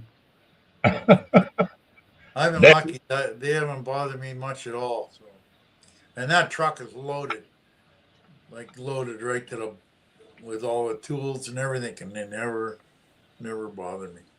But if you don't give them cause to bother you, then they won't. Like you got to find a reason why to look at the search you, right? So if you don't give them a reason, then they can't really pull you over and search you unless you have just cause. So. Okay, I'm going to head out, guys. Badge, good to see you. Ron, thanks for. Yeah, it's good to see you, buddy. And we'll see you guys and talk to you guys later. All right, man. Coming up. What is it? 12 o'clock. I guess I better get my ass and take the dogs out. Oh, we haven't been on there even an hour and a half yet, Brett. I know. Christ, I looked the other day and it's 3.5 hours. I said, what the hell is he talking about? Jesus, I can't even talk for 20 minutes on 3.5 hours. Well, they got two subjects they get into on this damn chat pretty regular, and one of them's food. They'll get to talking about what they eat and what they're cooking, and the other one's is boobs. No. You know, Yeah. Kenny will go to talking about the boobs, and that usually gets something stirred up. Yeah. Where the hell is Kenny anyway? I don't know. He's usually in here. I'm surprised he's not. I haven't seen him. Somebody else want to come on up? Well, come up. But yeah, they I don't know. I've been pretty lucky so far. So, like I said, I went back through Portal going south, right to Elkhart, and I had my little Canyon, which I owned, so it was my truck, and I had my toolbox in the back. And the guy says, "Oh, you haven't been searched this year?" I said, "No." He said, "Oh well, we'll do a search." I said, "Yeah, sure." So anyway, I had to go in. They make you feel like a criminal, empty your pockets and all that stuff. And says, he come back about 15 minutes later and he says, "We got a problem." I said, "Oh, what's that?" He says, "Well, is there anything in your truck that's illegal?" I said, "No, not that I know of." He says, "Well, I think there is." I said, "Well, I don't know. What is it?" So he brings out this little knife, this little, the Napa knives you buy at the auto parts place, the ones for stripping wire. And he says, "Well, you got this locking blade knife." I starts laughing. I says, "Really?" "Oh yeah, you can't have that." I says, "It's a mechanic's knife. It's for digging out gaskets, and it." I said, "Don't stab yourself with it because you'll beat yourself up because it won't cut nothing." I says, "It'll just make bruises on your arm." I says, "That thing's not sharp." And I says, "Every mechanic's got a knife in his box. Like, come on, really?" And they finally let me go and just laugh. They just, like, really? A friggin' knife? That thing couldn't kill nobody. But yeah, they're funny that way. I tell you what, it's crazy, and it just all depends on who you get. Yeah, that's Yeah, exactly what it is. and when I was driving that truck, well, I had an old truck driver tell me one time, said, if you don't want to have trouble going through these scale houses, said get you a briefcase, and said you get folders in that briefcase, and you got all your paperwork where you can just lay your hand on it. Yeah. And said never take your logbook in with you, No. because if you take it in, they said they're gonna look at it. But said you walk up to that counter and they want say proof of insurance, and you go bam, and they say certificate of origin, bam, and said about 3 bams, and they know you got your stuff together, and they say, okay, have a nice day, and that really worked. And I've seen guys come in there with a whole handful of papers, nothing organized, and they'd be in there for a damn hour. Yeah.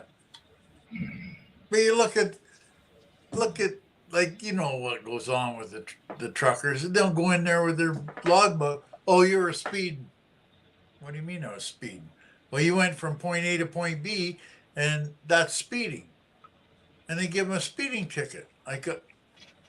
You're kidding, right? "Well, no. It takes you 3.5 hours to go from this point to that point. You did it in three, so that means you're speeding." Like, really? Okay, whatever. Well, now they got them mechanical tattletales on there. You don't even fill the logbook out anymore. No, it's all electronic now. Yeah. Well, that's because most of the scale shacks they'd read it the way they wanted to, and it was just like this is how stupid this was. Like in Dawson Creek going north. You've been to Alaska, so you know where Dawson Creek is. Yeah. Dawson Creek Scale House. I go in there with the truck, and the guy says, "Oh, you haven't been. This hasn't been inspected." I said, "No." "Well, you didn't inspect it." I said, "Sure, go ahead. I don't care." So he come back. He says, "You're out of service." I says, "For what?" "Oh, for the shock." I says, "Yeah, I know. I'm a mechanic." I said, "I'm going right down there to the international dealer, like less than 2 miles, and I'm going to get a new shock." "Oh, no, you can't do that." I said, "What do you mean you can't do it? I just drove the thing from a Nuvik 2,500 miles, and now you won't let me go another 2 miles and go get it fixed? Like, really?" Nobody had the shock for it. They got one there. "No, no." So just as I was doing that, a tow truck pulled in. I says, "Hook onto it and take it to Diamond." So he says, the guy at the skill shack says, "Well, when you get that fixed, you have to bring it back and we'll take a look at it." I says, "Fat chance of that happening." "What do you mean?" I says, "Fat chance of that happening." I says, "We're only a mile from the border in Alberta." I says, "It ain't gonna happen." And then while I was sitting there waiting for the tow truck, there was another truck there, a guy out of the States, out of Alabama. I says, "What are you doing here?" He says, "Oh, I'm out of service." I says, "For what?" "Well, I got too many hours. I'm out of hours." I says, "Well, where are you going?" "Oh, right there in that parking lot." And the son of a bitches wouldn't let him drive out of the scale shack over to the parking lot. Oh yeah. I says, "You got to be kidding." He says, "No." So I got back and I complained about it to the boss, and I said, "This is bullshit." He says, "Don't say nothing." I said, "What do you mean don't say nothing?" He says, "Every time you go by there, they're going to stop you. They'll pull you in for the stupidest things going." He says, "You can't win with them guys. You can't. Just don't even waste your time." So, I tell you what, the funniest one I ever had while I was driving. Of course, I started welding in my dad's shop when I was 12 years old, and by the time I was 14, well, I was running a portable truck, oil field, and these farmers and stuff. And I was going to, I think I was going to Arizona, or maybe I was going to California, going through Arizona. And I pulled in there and they DOT'd me. And well, they found a little bitty crack in the frame on that trailer of mine. Well, I had a generator in the back of my damn truck that had a welding capabilities on it. yeah, Well, I'll pull it out here and weld it. "Oh, hell no, you got to be you certified." can't do that. I said, "Let me tell you something. I'll be back in just a minute." And I went to that truck, and just luckily, I had some of my certifications with me, like on high pressure pipe and stainless, and I had a whole list of them that I kept in there. I walked back up there and threw them down on the desk, and I said, "Which one of these you need for me to weld a crack a damn inch long in the damn trailer frame?" Yeah. And he went to stuttering, and I went out there and cracked that generator up and welded Whoa. it down it. I think it cost that company I was working for $400-500 for that crack in that frame. Yeah. You know, it's crazy, and it wasn't structural. Well, that's So, like when I was working at Ryder, there was a guy, like I knew the guy that worked at the scale shack at Tijon, just outside Jasper. So the guy come back and he brought the truck back and he says, "Oh, I got stopped at the scale shack and the truck was defective." I was saying, "I don't think so." "Oh yeah." So I looked at this truck and I'm looking. He says, "The frame's cracked." And I'm looking and I'm looking and I'm looking. And so I know the guy that wrote this up. I phoned him. I says, "Jim, what the hell's going on? What are you doing here?" I says, "Where's the crack?" "Oh, it's up on the top frame rail on the gusset that's going to the box. It's not a big deal. Don't worry about it." I says, "Yeah, but I got a ticket.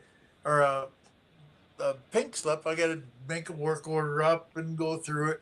"Oh, yeah." He says, "Well, just tell the driver not to be an asshole next time he comes." I says, "Well, yeah, but I still have to do all this paperwork to get it out of the system." "Oh, yeah. Well, sorry about that badge. I won't do it again." So Yeah. Yeah. You got to play the game. There's Yeah. going in Exactly what it is too. Play the game. Play the game. out of Kingman. There's a scale, and they had a little old bitty gal in there that was about 5 foot tall and about 5 foot wide, and she was the only scale house person I ever saw that kept a pistol on her hip. And she would write you a damn ticket when you come through there. If your truck hadn't just been washed, She couldn't walk across the. yeah, she gonna give you a damn ticket. And she got so bad about writing big tickets. I'm talking about $5, $10, $15,000 tickets that they got so many complaints on her. Yeah. They went to DOT with it. The DOT bought a brand new truck, a brand new trailer, and DOT inspected it and put one of their guys in it and drove it through that scale house. She wrote them $6,000 worth of damn tickets. Now this truck, you know, it didn't have a mile on it. Brand new. And did you know they didn't fire that old gal? They moved her out of the front office and put her someplace else in the damn office. But ain't no telling how many truck drivers she broke. I mean, yeah. you know, imagine? like you said on that ticket you got in California, they're not cheap. No.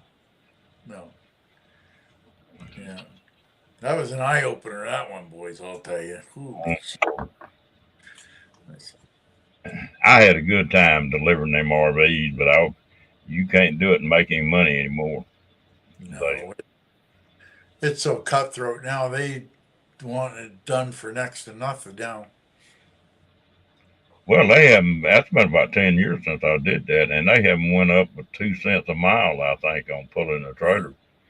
And the truck I bought then was like 30,000. That same truck, 70,000 now, and you wear it for a year. What's that? 10? That would make it 12.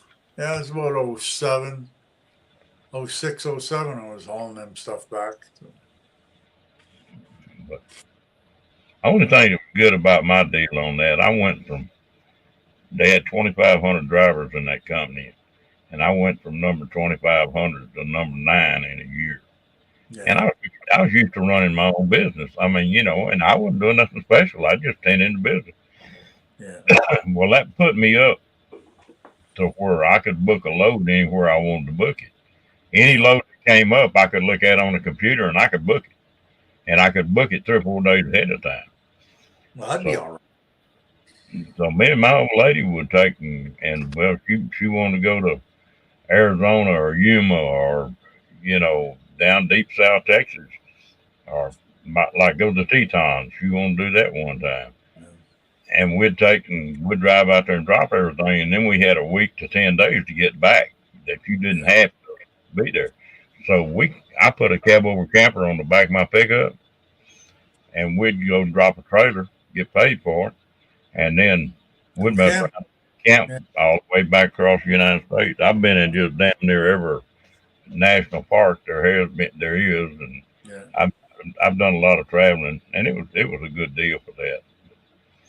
It got where DOT was just too damn great. I got tired of putting up with it. Anyway, I'm gonna have to cut her quit. I gotta take the dogs for a run here. So it's been a pleasure, buddy. Oh yeah, I enjoyed it. Bad. Take it easy. Be careful. We always have fun at this. Oh yeah. A lot of fun. So that's why I do it. I didn't plan to do this crap like this. You just took something and threw it at the wall and it stuck. Yep, that's right. Okay, buddy. All right. You have a good night, bud. Yeah, we'll talk to you later. All right.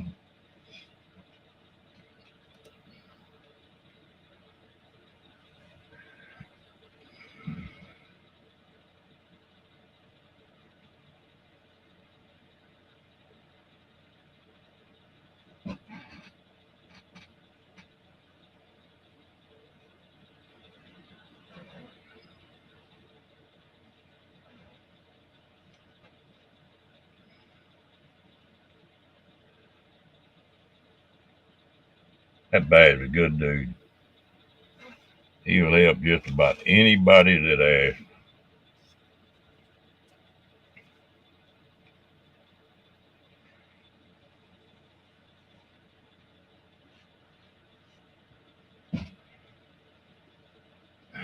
Janet, you gonna come up here?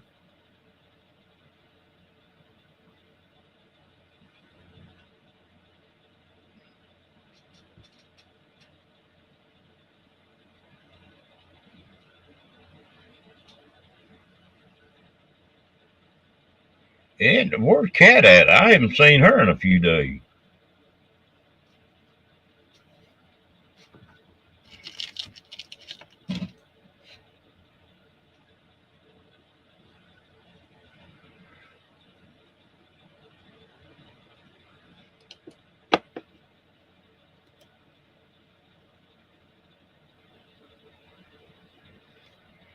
Well, I got one that's about 90% finished, Cap Gore.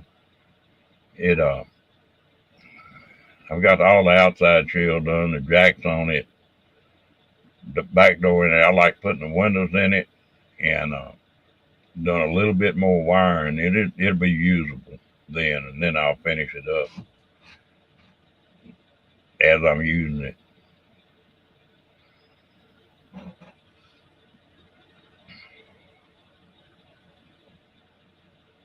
No, I didn't go last year, Linda. I went the year before that. Was she? Okay. I couldn't keep up with the chat.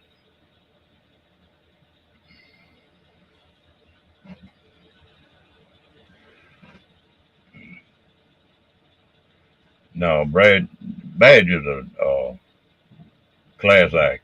He really is. You take like Paula. Paula would have never made it down here if it hadn't been for Badge.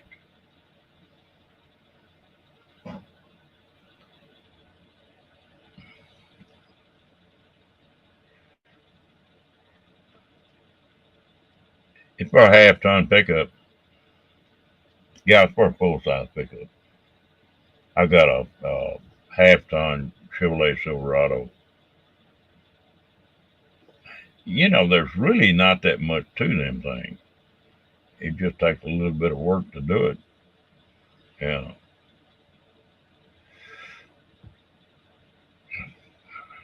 I think, what is it, Travel Light builds one for like that Dodge Dakota or Ranger or something. You know, the smaller truck.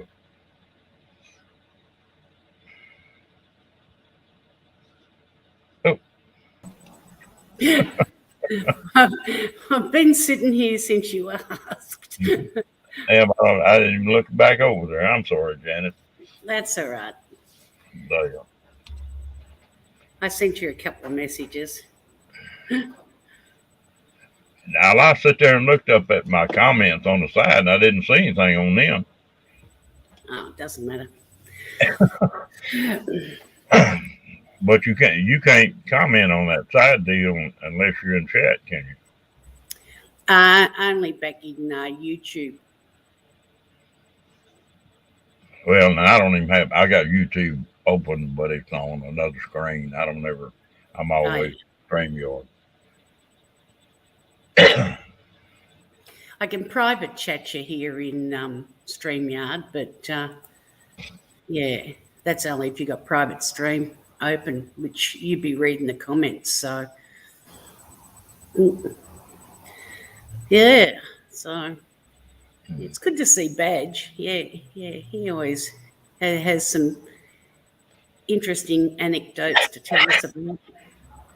Excuse me. Linda, come on up. Getting Linda up here too.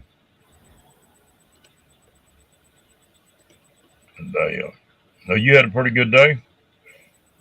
Yeah, pretty quiet, really. Actually, last night I crashed. I went to bed about 9 o'clock and just went straight to sleep and woke up at about 1. I got up and rallied for less than an hour and tootled off and went back to bed again. Didn't wake up until 11 o'clock this morning. So I must have needed it. Yeah, sometimes you got to do that. Yeah. Oh yeah, you buggers keep me up till all hours at the best of times. So yeah, with the time differences. Yeah. Hey. Hi, Linda. How are you? Oh, I'm good. I'm good. I look like something the cat dragged in, but I was Yeah, me too. I Yeah. was busy cleaning all day and stuff. So No, yeah. I need to light a fire under myself and do that too. I sort of go and I grab hold of the vacuum cleaner or a duster and do a bit, and then come back and sit down and get on the damn laptop again. So it's my biggest downfall. I am. So, and y'all, y'all better looking than I am if y'all don't have your makeup on.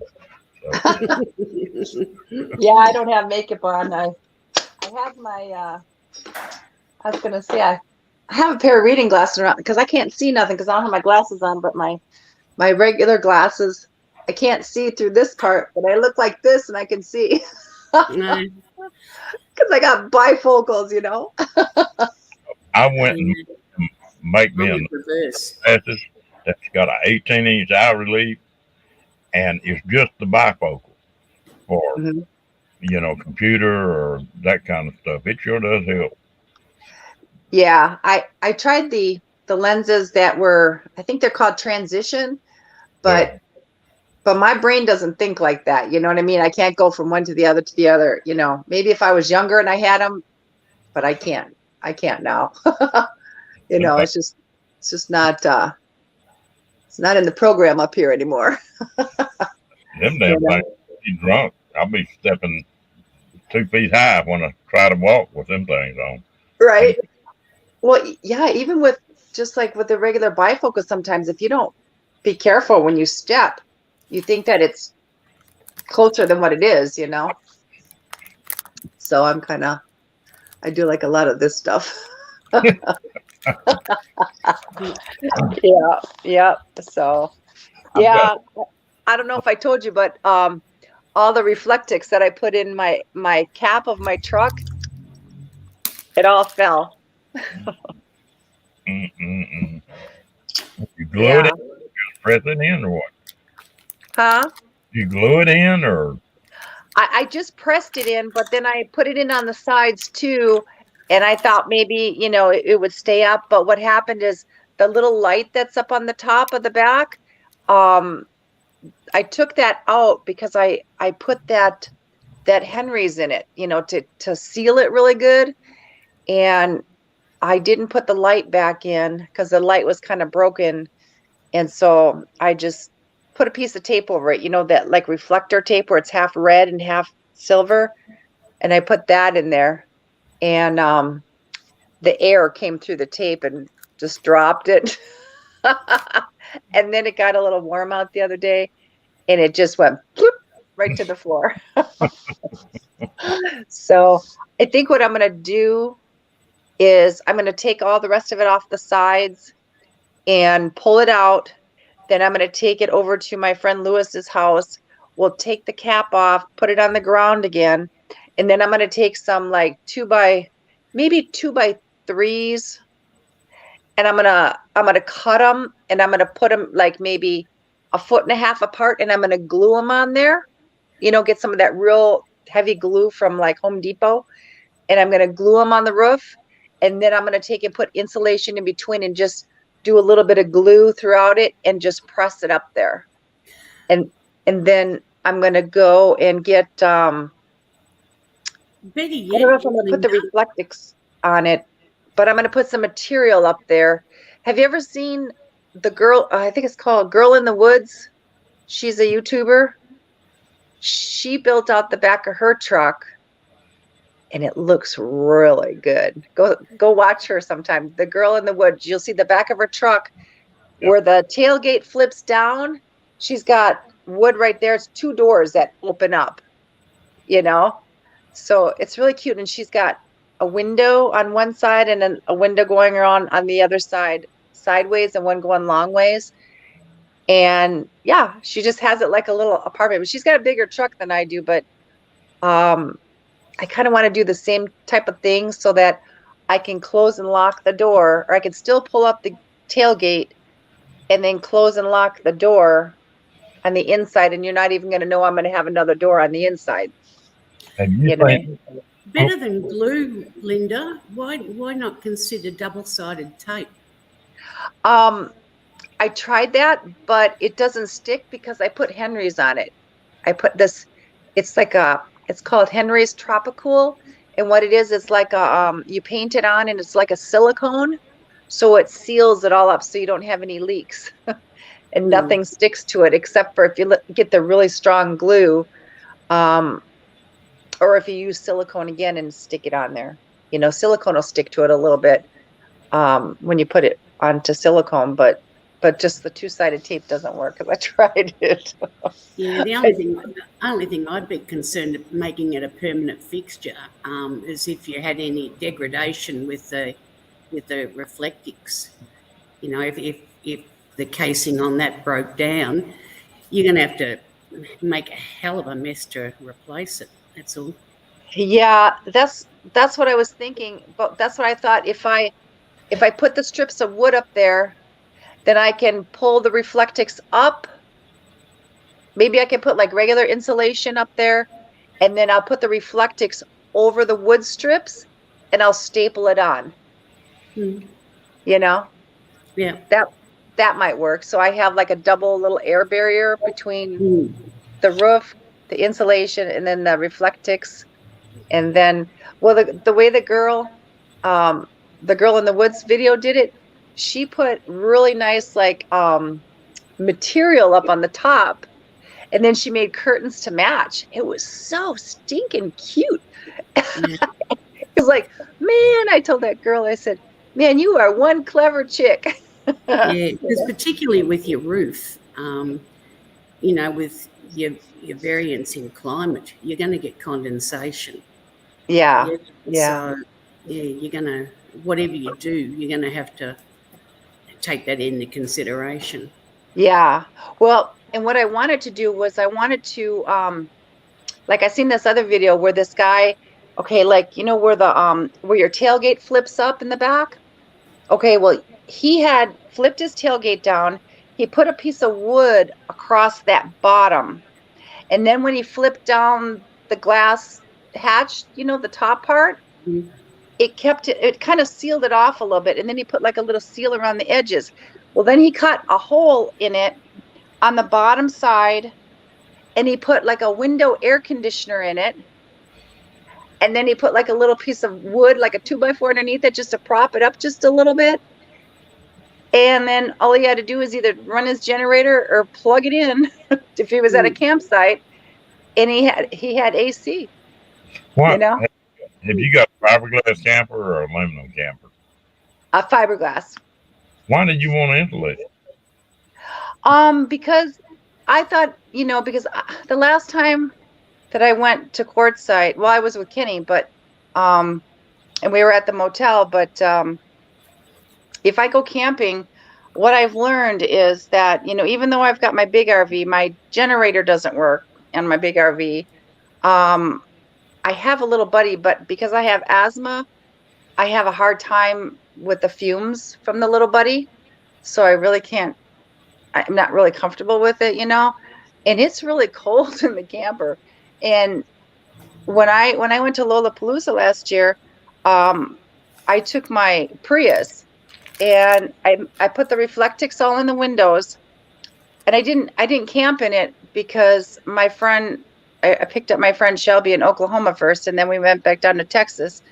But we just stayed in a hotel because there wasn't time to get a campsite. But anyhow, we just drove back and forth every day, you know, to Lollapalooza.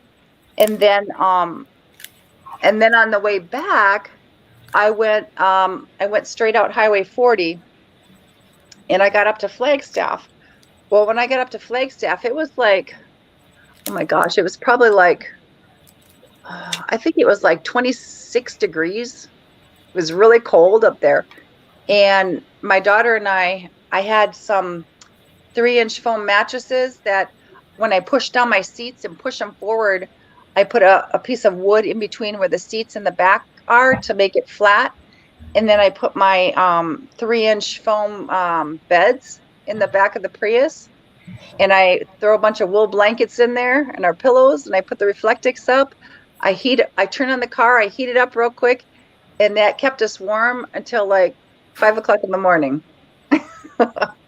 So we were toast. But I've learned that smaller spaces, you can heat up a smaller space if you kind of insulate it. Because like in my truck, I don't have the fabric.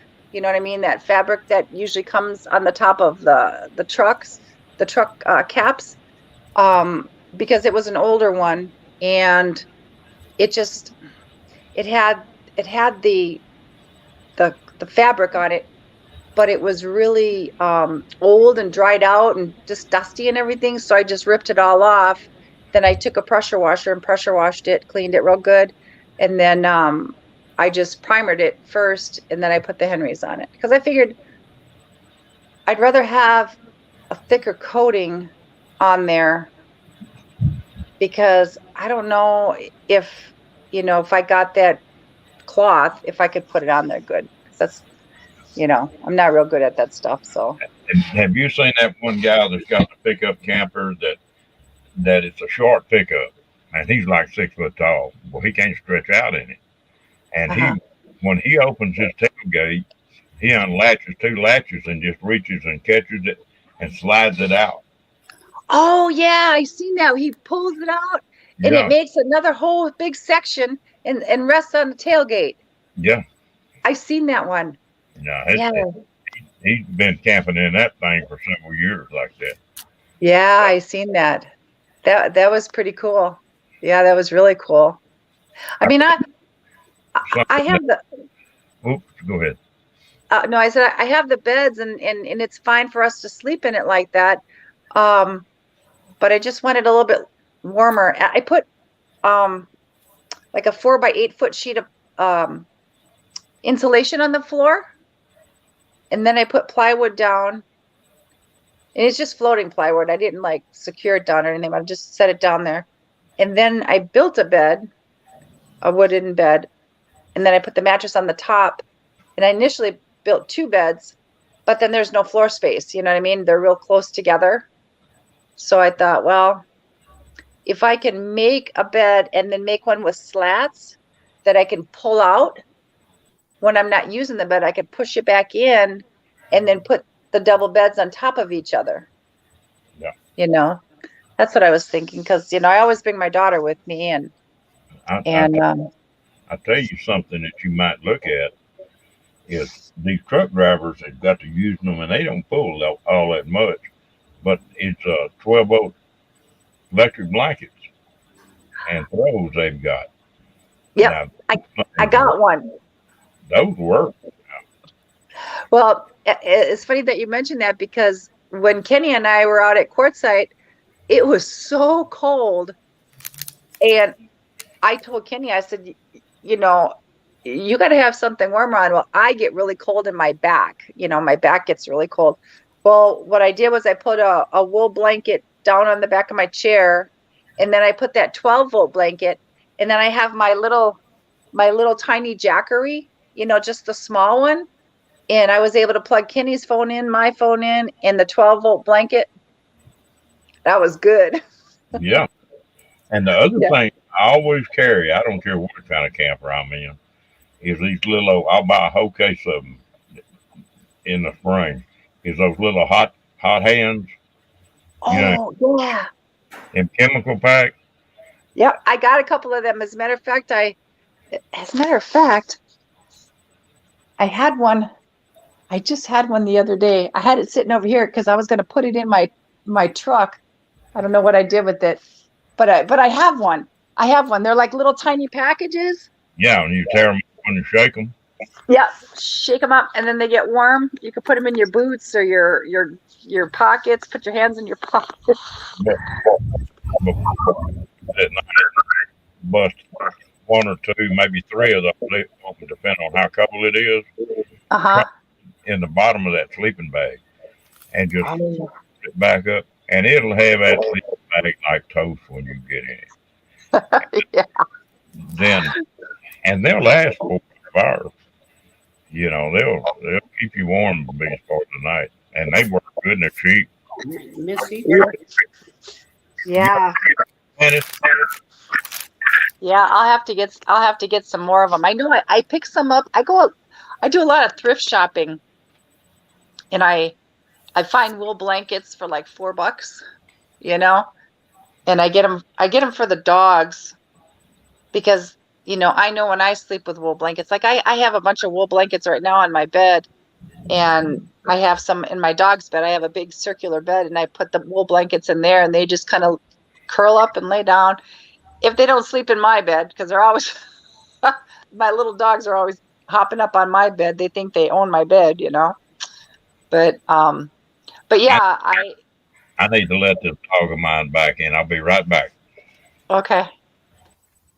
Okay.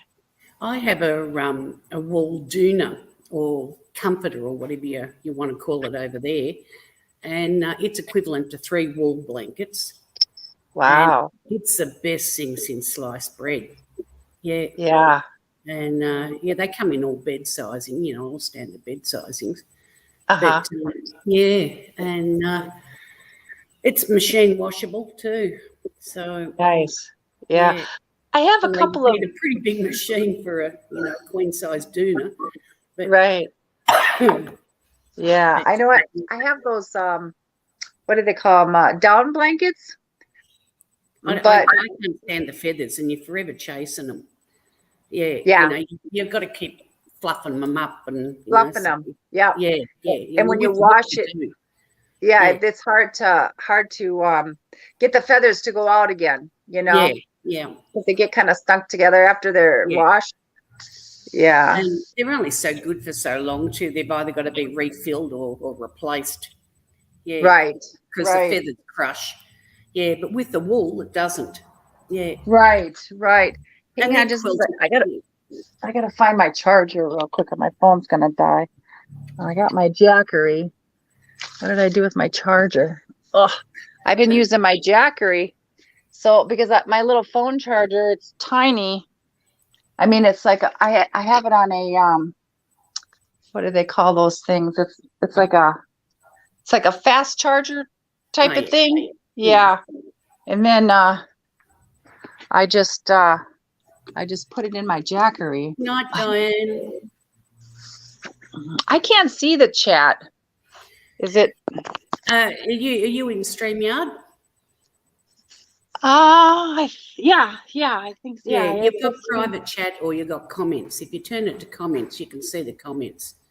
There's a bit of a minor delay, but Oh, okay. I see it now. Okay. yeah. Okay. Yeah. Yeah, I can either see the comments, or I can see The screen, yeah, you're on The your s- phone. The phones make it harder to see. Oops. That's just me. Linda kicked herself off.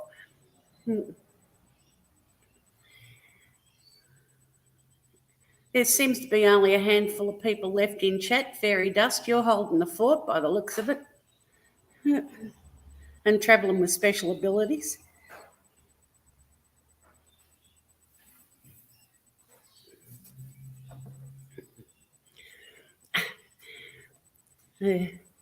Gee, this is one heck of a long distance live stream that I've taken over, all the way from Australia to Texas.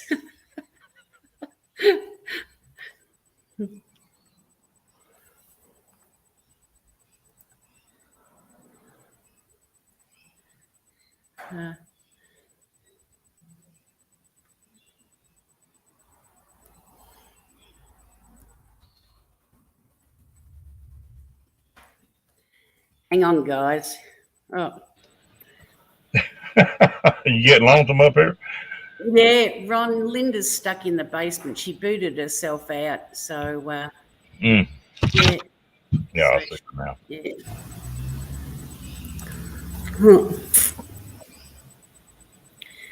I do that every time.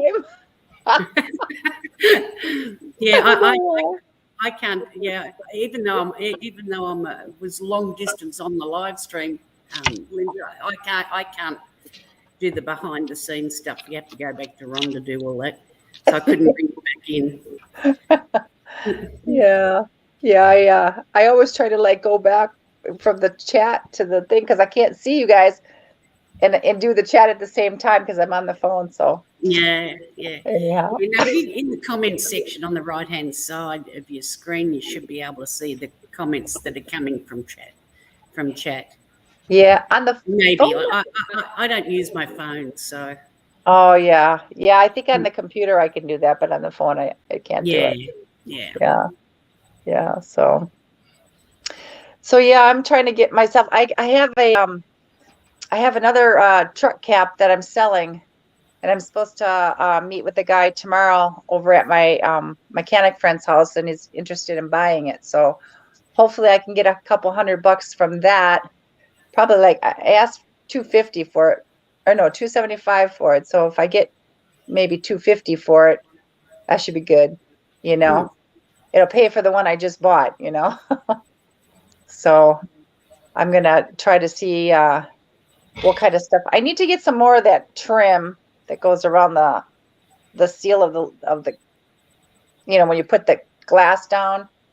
I need that trimmer on the bottom and on the sides. And then I need to get a couple pieces of wood and get some strips of wood so I can put those strips on so I can get that started, because I want to go probably in July. I'm going to go up to Wisconsin and I got to get some stuff done up there because I got some timber I want to sell on my land because I need to get some money together so I can get my pool fixed. So my swimming pool is all. I had somebody clean it and they acid washed it and it ruined the plaster. I should have took him to court.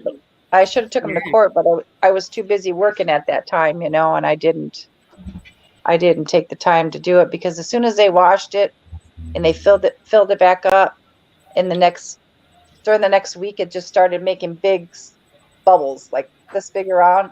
The plaster started bubbling off. It was bad. I asked the company to come out and see it and they wouldn't. But like I said, I was working at the time and I was just too busy. You know what I mean? So That's going to be an expensive fix. Yeah, it's going to run me about around 8,000. They said. So I don't know.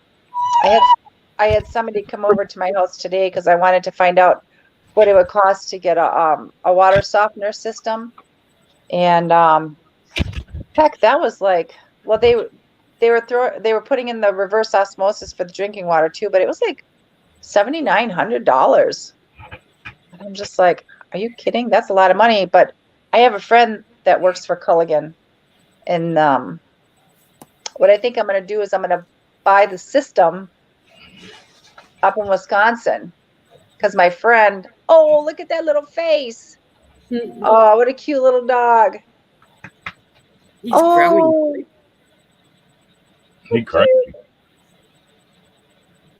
What's is it a boy or a girl? Boy. A boy. What's his name? Rocky. Rocky. I have a Rocco. Rocky. Rocky. Rocky. He's like, who the heck is that, Dad? He hates cameras. Rocky. Rocky. Hey. He said, where in the hell is that coming? How cute. That's about as deal as he gets. Oh. Yeah, I got a bunch of fur babies. That's another thing too. I got to get a roof rack put on my. I don't know. I was thinking about getting a solar panel and putting it on top of the cap. One of those flexible kind. Mm-hmm. And then use the tape, what's that white tape? You know what I'm talking about? The Eternabond. Put that on there. And then run my wire in and then put it in the back of the truck, maybe behind the seat in the back. I've got one of those, those batteries that you don't need a case for it. You know, it's whatever it's called. I forget. But anyhow, I thought about doing that. Then this way I can power my little jackery. I tell This you, is the- you I think doing with that camper is have you ever thought about doing that what the hell they call it, bed liner on the outside? Put it on the outside and it'll insulate the hell out of that thing. Oh, the plastic one that goes on the bed of the truck? No, you know that rough finish like they spray in the bed of the truck. Oh yeah. Or you can paint it on. Yeah. Uh-huh. Now you put that on the outside of that camper, and it looks pretty good if you put it on there with a roller, right? And it'll insulate that camper. You know, I was thinking about that, but I think that it only comes in black. Doesn't it come in black? You can get it in every color in the world. Oh, you can? Yep. Okay. I got a friend of mine that's got a Jeep Wagoneer, and the whole truck is done in that stuff, and it's army green. And Really?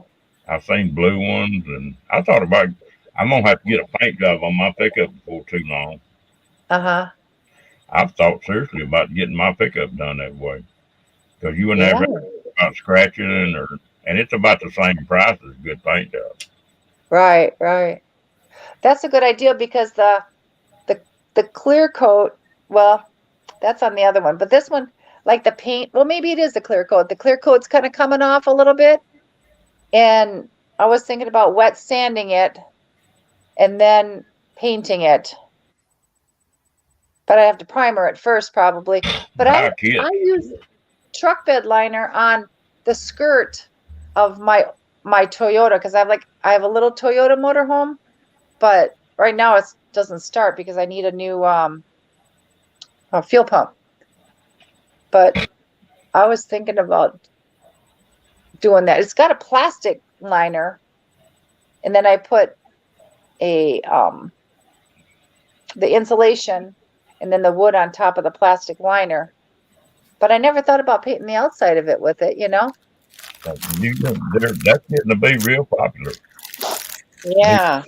These guys that are off-roading, you know, and they don't want to scratch their trucks all up. Well, they're taking and doing that bed liner on the outside of them trucks, and it won't scratch, and it's tougher than hell now. Tough as nails. Yeah. Yeah. But it does. It's thick enough. It's got an insulation quality to it. Yeah. And you put it on. You put it on with a roller. You don't have to spray it. Yeah. I don't like to spray nothing. It makes too much of a mess. I'm going to take you guys for a walk. Do what? I'm going to take you guys for a walk. I'm going to relocate. Oh, okay. Oh. Yeah. It's getting cool out here, so I'm just going to relocate inside. Oh, are you out on your patio? It's a garage come outdoor setting area. Oh, it's 9.25 square. Yeah. Hang five. There are cars there. But okay. You can swing a cat in here. Yeah, I had a party here once, had something like about 50 people, and they only took up about a quarter of the area. Wow. Yeah. God, it was in the middle of winter too, if I remember correctly. We had the space heater going just to keep us warm. Oh my goodness, yeah. Hang on, I need another pair of hands here. I'm going to run and get a bottle of water. I'll be right back. Okay. Okay, hang on. Well, there's a lot of people doing that on them buses right now. That stuff works pretty good. It's not cheap, but it's tougher than a boot. Yeah, well, it certainly would work. Hang on, Ron, I've got to plug you in again. Hang on.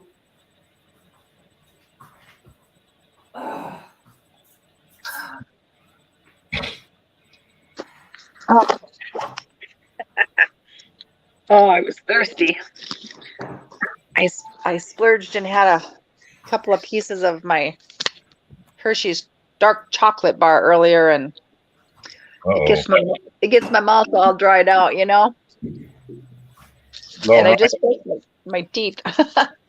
You can buy that stuff at nearly any AutoZone or place like that. They've got them kits you can buy. And I think I've seen that stuff in Walmart before. But I know any auto place Oh, I ain't have it. okay. Yeah, I'm gonna have to. Yeah, I'm gonna have to do that. I just wanna, you know, we're sorted.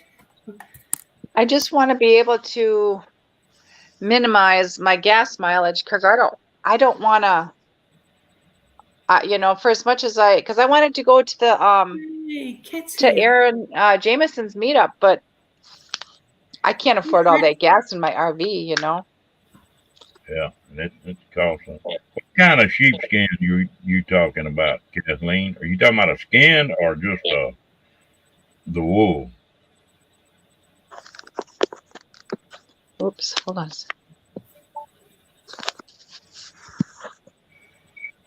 I need to get one of those sheepskins to put on the seat on my motorcycle. Sure makes it a lot easier on your butt on long trips. Right? Yeah, The real well, fluffy ones. it's the one with the skin. They cut them and just put them on that seat. It lets air get up underneath you. And Yeah, they use those. They use them in nursing homes on wheelchairs. really, I didn't know that. Mm-hmm. Yeah, because they're real soft, and if you if you have a, you know, like a sore tailbone or whatever, for people that are kind of wheelchair bound, it kind of cushions it, Pressure sores. so they don't Pressure have, sores. yeah, so they don't get pressure sores. Yeah, yeah, it's they're pretty nice. Or you know, they got those I have this thing here. Let me show you this. I got this thing. I really like it too. Um, if I'm working out in the yard or something, I got this black pad. It's called Wonder Gel, and what it is, you can put it on your chair if you sit on a wood chair or something, or if you just sit on a what you call it, like a folding chair or whatever, and it's like a soft jelly. See it? Mm. Yeah. And it's really comfortable, you know. You can sit on it and you can move your butt around and it doesn't hurt. Or like if I'm in the yard or something, like I was digging a hole the other day and I put this down on some paper so it wouldn't get all full of dirt, and then I put my knees on it, you Yeah. know, and it's real soft and flexible, and I picked it up at the thrift store for like $2 or something, $2.99 I think. But like I picked up this thing right here. See this little cushiony thing? It's like a wedge. Usually they put it underneath your feet, but I lean it up against the wall. So when I'm sitting up, I'm not got my back against the wall where it's hurting me all night. Because I don't have a place to sit down in my room, just on my bed, you know. I got too much other stuff in here. Is my cousin. She'll come down here to see me, and the first place she wants to go is she makes every trip store in Waco. Right? Entertaining her, I just point her the right direction, and she takes off, and that's the end of it. You won't see her again. Have you gone to have you ever been to the what is it called, Magnolia Yeah, in Waco? yeah. Is it any good? I don't care for it, but now I'm just not into that kind of stuff. Have you seen Joanna and Chip? Yeah, and they're not very well thought of here. No? No. I wonder why. Maybe because they made money on their TV show or something? They made a lot of money on Waco. Waco financed about 3/4 of that. The Oh, city, really? yeah. Yeah. A lot of people don't like paying taxes to pay for their playing, and they're not popular in Waco. That's no joke. Really, they're not too popular. Wow. I always Yeah. thought they were pretty funny on TV. You know what I mean? I think they're good people, our people. My best friend is a contractor, and he got an electrical company too. And that guy's parents built a house, and they wouldn't even wire it. They got my buddy to wire the house and be the general contractor on it. So Oh, that's something. wow. Yeah. Well, does Chip actually do all the work, or is it just like on TV? I wonder. They, I think they put on that they do it. I think it's all hired and done. You know. Oh. So, Mm. and I don't know that. I went down there, and that Magnolia deal is that area is starting to build up. Now I'll say that. Yeah. It's half the general area, Mhm. but the Dr. Pepper Museum is right across the street from that deal. Now that's a pretty neat place to go to, Yeah. and it's opening up pretty nice, but it's really not my kind of deal. Uh-huh. So I just never have food with it much. I'm sort of about half-ass outlaw. Uh, I'm not a real big crowd person. And I'm like most men, when I want to buy something, I know what the hell I want, and I walk in the store and say, "That's what I want right there, and let's go." Right. Right. Yeah. Yeah. Yeah. Yeah. I've always wanted to go and see that. I always liked them watching their show. And there's that other couple that I think they're in Mississippi, I think. The husband's a big old burly guy and she's just a little thing, and they're just so funny on TV, and they're a good couple, and they fix things up really cute and stuff. They redo the houses and stuff, and the husband's a really good carpenter, builds things, himself and everything, and it's a good show to watch. I can't think of what it's called though, but I think they're in Mississippi, I think. But yeah, this summer I want to do some stuff. I want to get the heck out of here for a while, and I just got to figure out what I'm going to do with some of the animals and stuff, because I got the outside cats, and then I have 2 cats inside. Well, they're on my back patio, but I can't have them out there when it's hot out, and they're cats that are they have what do you call it? Feline leukemia. So I don't know. I got to figure out something. Then I got all my little other dogs that I got to figure out. I mean, I could take a few of them with me. It'd be easier if I had my RV, but I don't know. I adopted one of the cats because I don't know if I mentioned before that before I went to Lollapalooza, I found a little kitten outside.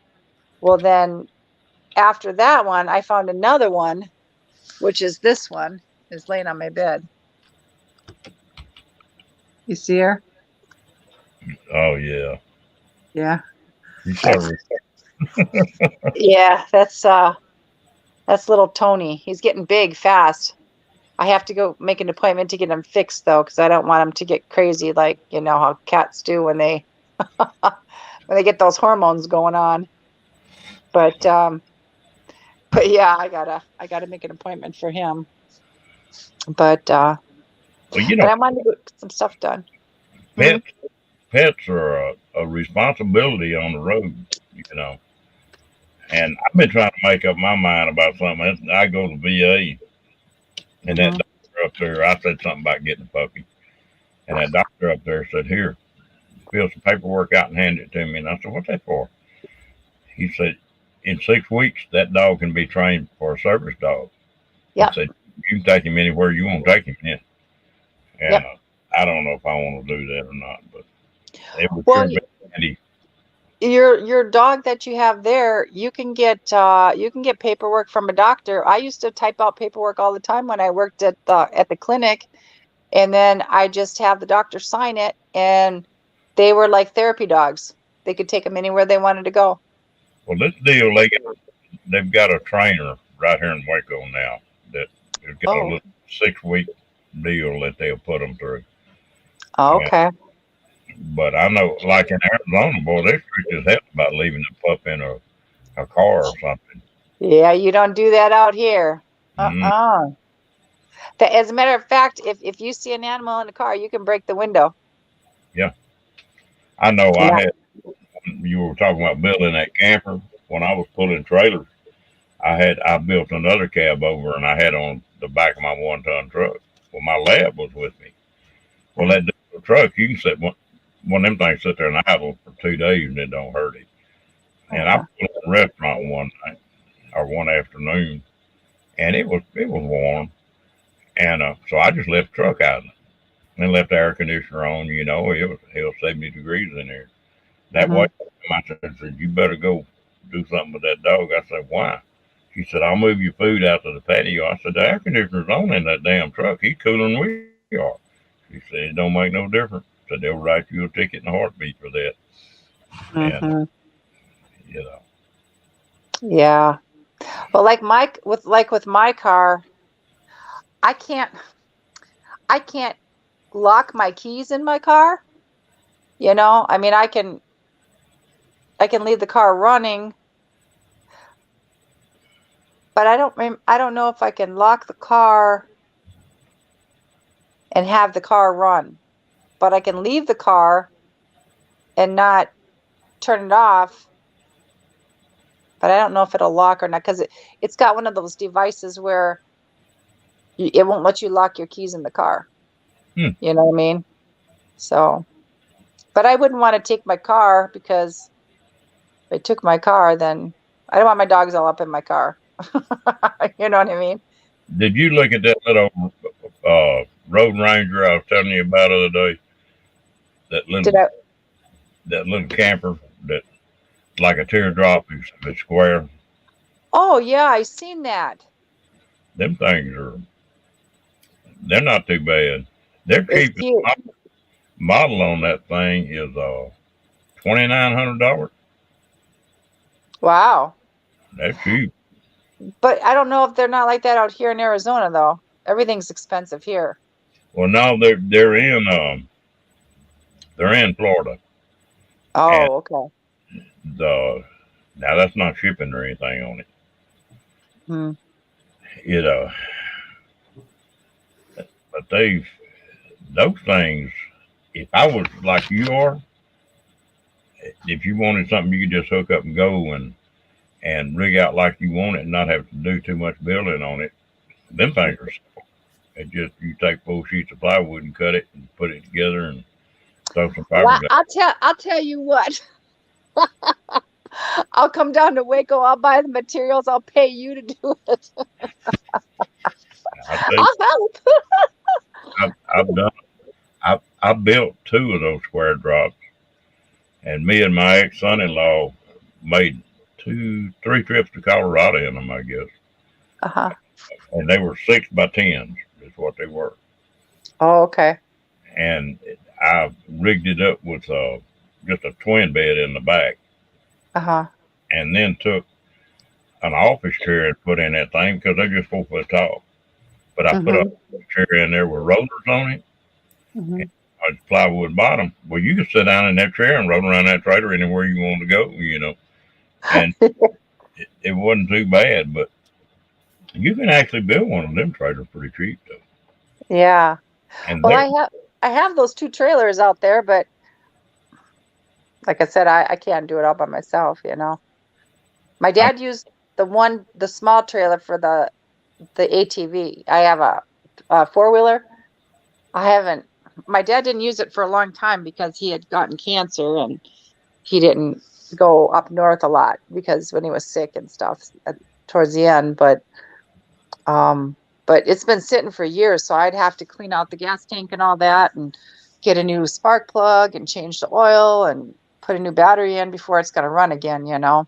But I know I was thinking about maybe taking that out to the port site one of these times. Either that or just get like a not scooter. Elaine, Elaine. Where the hell did I get that? Lillian, you have a good night. Appreciate you coming in, gal. Uh-huh. A minute, Ron. Boom. When she leaves, she leaves. I know. Where'd she go? Oh, she died. She had to do something. Yeah. But Yeah. I'm So, bad about building stuff. I've got one deal that you would probably get a kick out of, and of course I ride motorcycles a lot. And did you meet Rex up there at that was riding a motorcycle pulling that trailer at or were you there that year? I met the guy. He was pulling the trailer that rode the motorcycle that was riding for diabetes. Yeah. Yep, I met him. Well, his new trailer, I built it for him, and Oh, that's a nice trailer. all the aluminum and everything on it, I Yeah. built all that up. Yep. But Yep.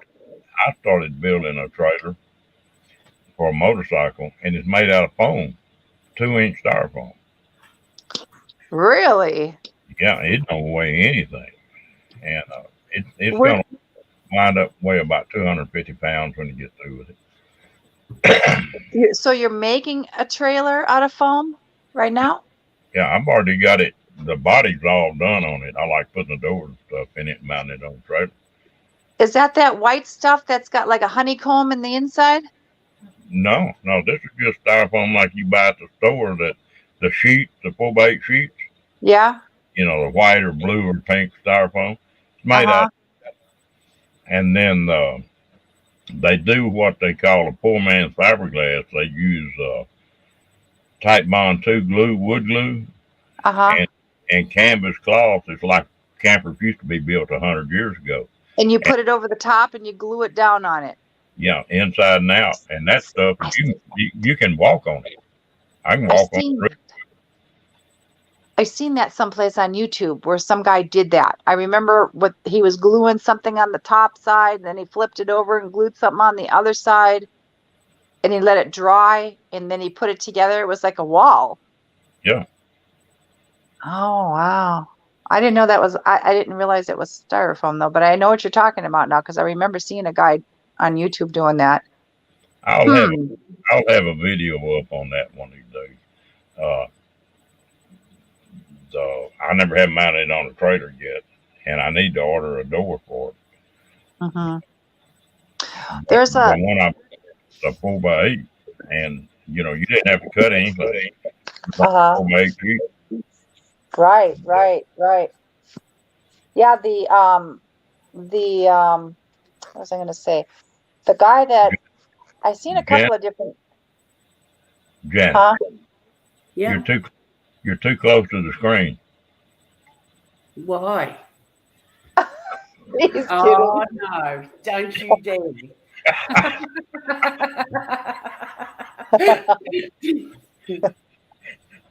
Good night, cat.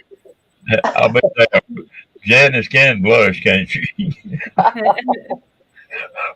Yeah. Oh. Yes. No, I remember that, Ron. Yeah. Be like they were talking in here last night about the motorboating. I don't mind. Oh. Were you in here a couple nights ago, Linda, when they got the thing? Sunday night, Linda. What night? Thursday night? Sunday. Sunday. It I don't know if I got was. wild. What? It got wild, and I mean wild. It couldn't have got any more wilder than Quartzsite. I don't know. I can't speak for that, but yeah. Oh, Yeah, I better shut my mouth while I'm ahead, right? While water's flowing under the bridge. We got Kenny laughing, and about 10 minutes into it, what is it, 3 hours, Dennis? Oh, something like that, Ron. It went forever. Yeah. And all he did was laugh. Laughing the whole damn time. That boy Yeah. couldn't breathe. Yeah. That's about as wild as that's the wildest one we ever had on my live stream. Yeah. Crystal and Kendra, and get those two together, and it just goes, everything goes to hell in a handbasket real quick. Yeah. And Kenny's got the funny, when he starts getting the giggles, oh my gosh, it is like he can't stop. And then I started, We had Yeah. so many laughs when we were out at courtside. We'd be talking and stuff, and he'd start giggling, and I'd start giggling, and oh my heavens, it was so Well, much fun with him. Sunday night, Kenny was beside himself. All he could do was laugh. Yeah, And the poor kid didn't know which way was up. He was red raw and just laughed all night. Yeah. I get a kick out of teasing Kenny. Anyway, I'm always giving him a hard time. And that, do you know that Kendra? I don't think so. Well, she's a mess now. I'm gonna tell you what. And she got to getting on Kenny and his daddy mainly. Yeah. And I thought she gonna give that old man a heart attack before it was over with. But it was hilarious. It was funny. Yeah. But that's what it's all about in here. I like to see that. Having a good time is what it's all about. That's the only reason I'm running this live. Yeah. Yeah. I'm really surprised I haven't got some strikes against me or something from YouTube, but I'm not monetized. So they probably don't give a damn if you're not monetized. Yeah, but you'd be surprised how some people do certain things or dress a certain way or say things that even if they're monetized, sometimes they don't catch it, you know? You can't never tell what they're gonna Right. do. Right. Yeah. I think they're waiting. I think in YouTube too, Ron, you select your age group that you that you're going to. Just don't set Oh. yours for kids. Yeah. Yeah. 18 and over. Oh, This is not approved. I was on a deal with Kenny the other day, and he told me, "You need to come here and listen to the guy. You enjoy him." So me and Kenny went in there, and I got talking to the guy on screen, and he said, "You got a channel?" And I said, "Yeah." He said, "Well, I got a list of family-friendly channels that I put out." And I went. He said, "What's the matter?" I said, "I don't think that'll work." He said, "What do you mean?" I said, "My channel could be called family friendly, but I wouldn't want a bunch of kids listening to it. You don't need to put my channel on that damn list."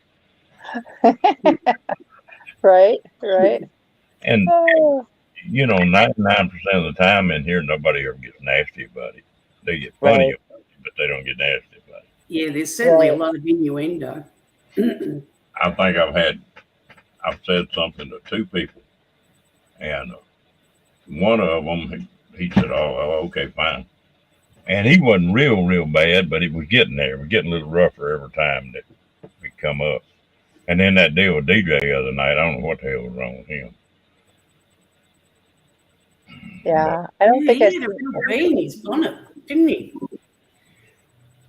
The DJ had a real bee in his bonnet. Yeah, he really did over something. Yeah. I haven't figured that one out yet. No. And because me and him used to cut up and go on these lives and, just have a ball. Who is this guy that you're talking about? DJ, Paula's brother. yeah, Paula's brother. Yeah, Van I didn't know she had a brother. Oh, yeah. Yeah, the Morris family. Yeah. The Paula, Morris family. Are you talking about the girl in Van Canada? Travis. Yeah. Yeah. Oh yeah, yeah, the one that got mad at me. Oh, she got mad at you?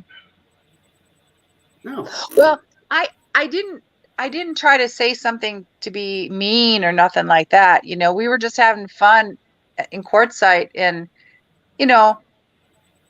she was, just having fun, and we were all cutting up and having fun and stuff. And I said something about, because people were drinking that stuff that she brought from Canada. I think it was called moose milk or something like that. Yeah. And I just made a comment. I said, yeah, they were all getting drunk and it was funny and this and that. And I didn't mean nothing by it. And she got mad. She got real mad.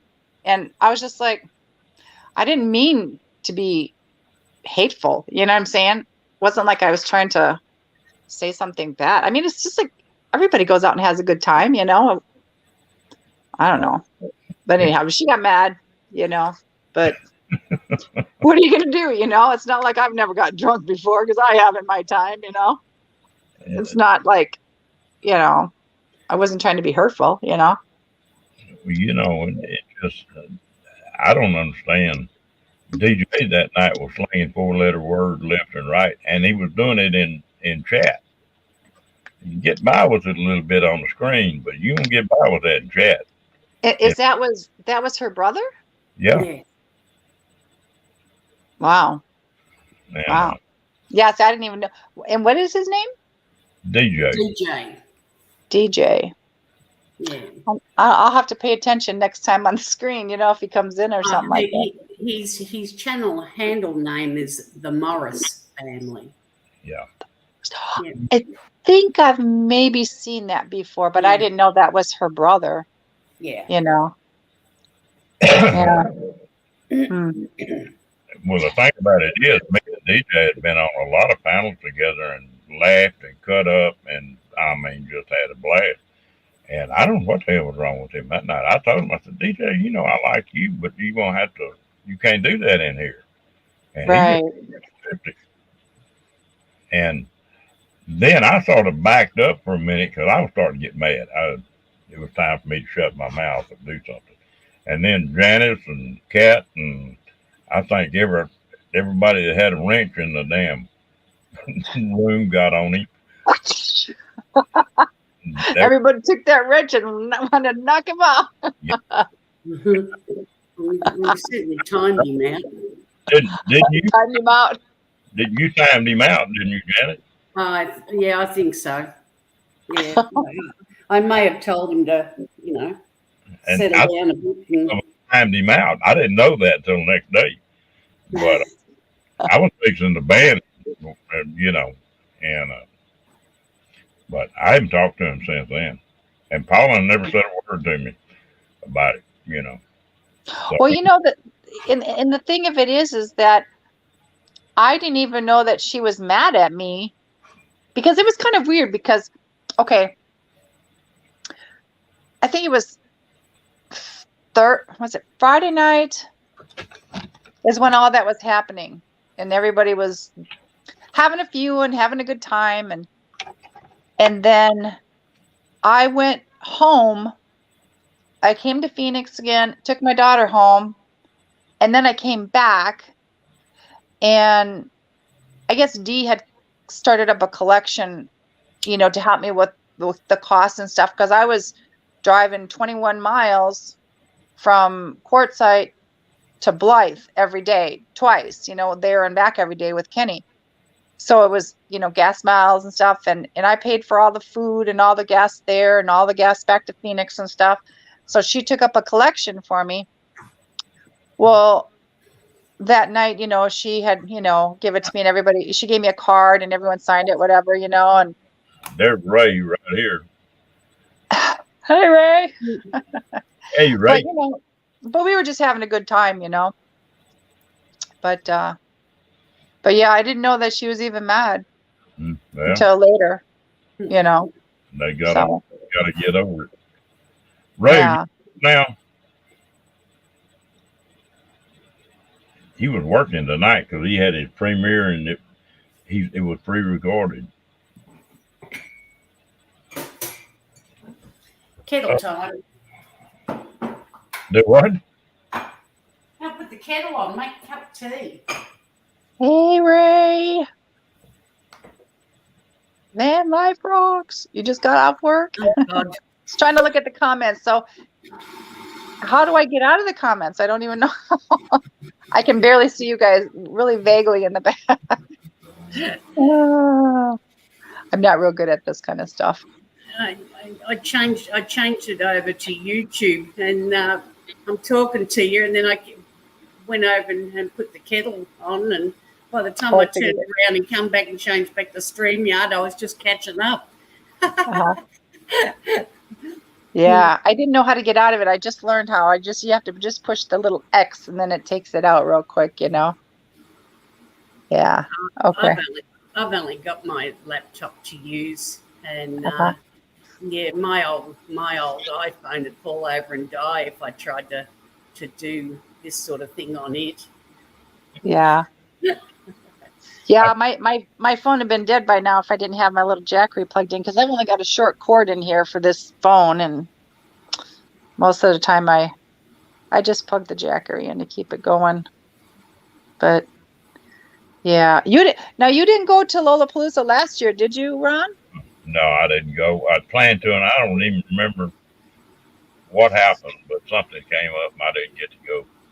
Mm. Planned to. And Mm-hmm. Ooh, Cookie's here too. hey, Cookie, Hi, Cookie. you got the second crew coming in. Mm-hmm. Yeah, You know how long we've been on here?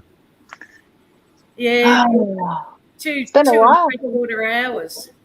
2 hours, 40 minutes. That's Yep. weird. You get cut something going on here, and you look up and it's been an hour, and then you My, look. how time flies when you're having fun. Right. I still can't believe that I was just gonna run 1 hour once a week.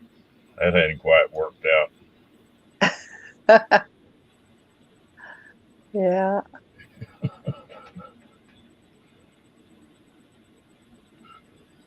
Yeah, it's kind of funny because, when you don't do a whole heck of a lot in your life and you're older and, either you're not working or, your kids are all grown or gone or whatever, it's kind of nice to be able to have somebody to talk to, when you're just sitting at home doing nothing.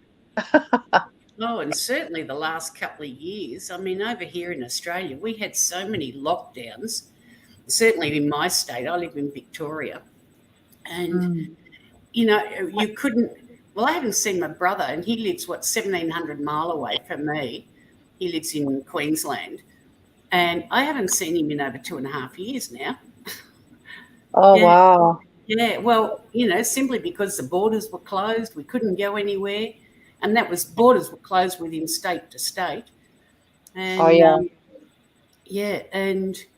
it's only now that we're starting to move around a bit, and certainly more freely, and our international borders are now open, but we've still got this, the Omicron, the second variant or whatever it is, it's running rampant, but we've got a high percentage throughout the country of vaccination, so it's certainly not having as big an impact as what it could, which is good. Yeah. But nevertheless, it's everyone. I know myself. I've virtually become inured to the fact that I'm here, and like even venturing out. I'm not even. I don't want for anything. So I mean, I've never been a mad shopper, or just go out for the hell of it type shopping or anything like that. Uh-huh. I sort of go out and get what I need, and other than that, and like it's grocery shopping, or it's doctor's appointments, or it's something or other, and that's it.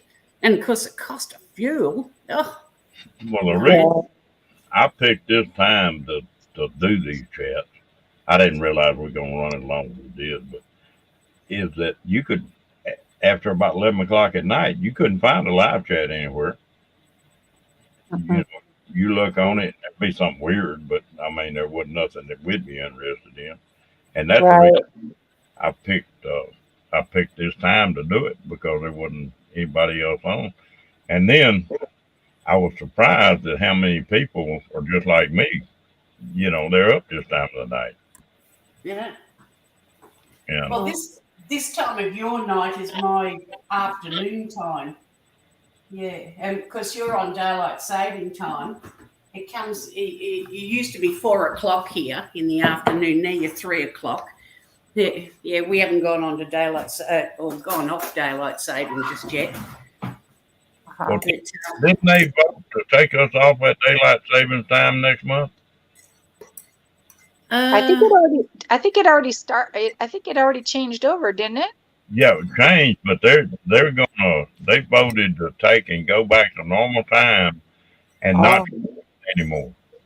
Oh, okay. Okay. Yeah, because in Arizona we don't have the time change, which is good because I don't like it being dark so early. You know, like when I lived in Wisconsin, it would get dark at like 4:30, 5 o'clock. It would be dark already, you know?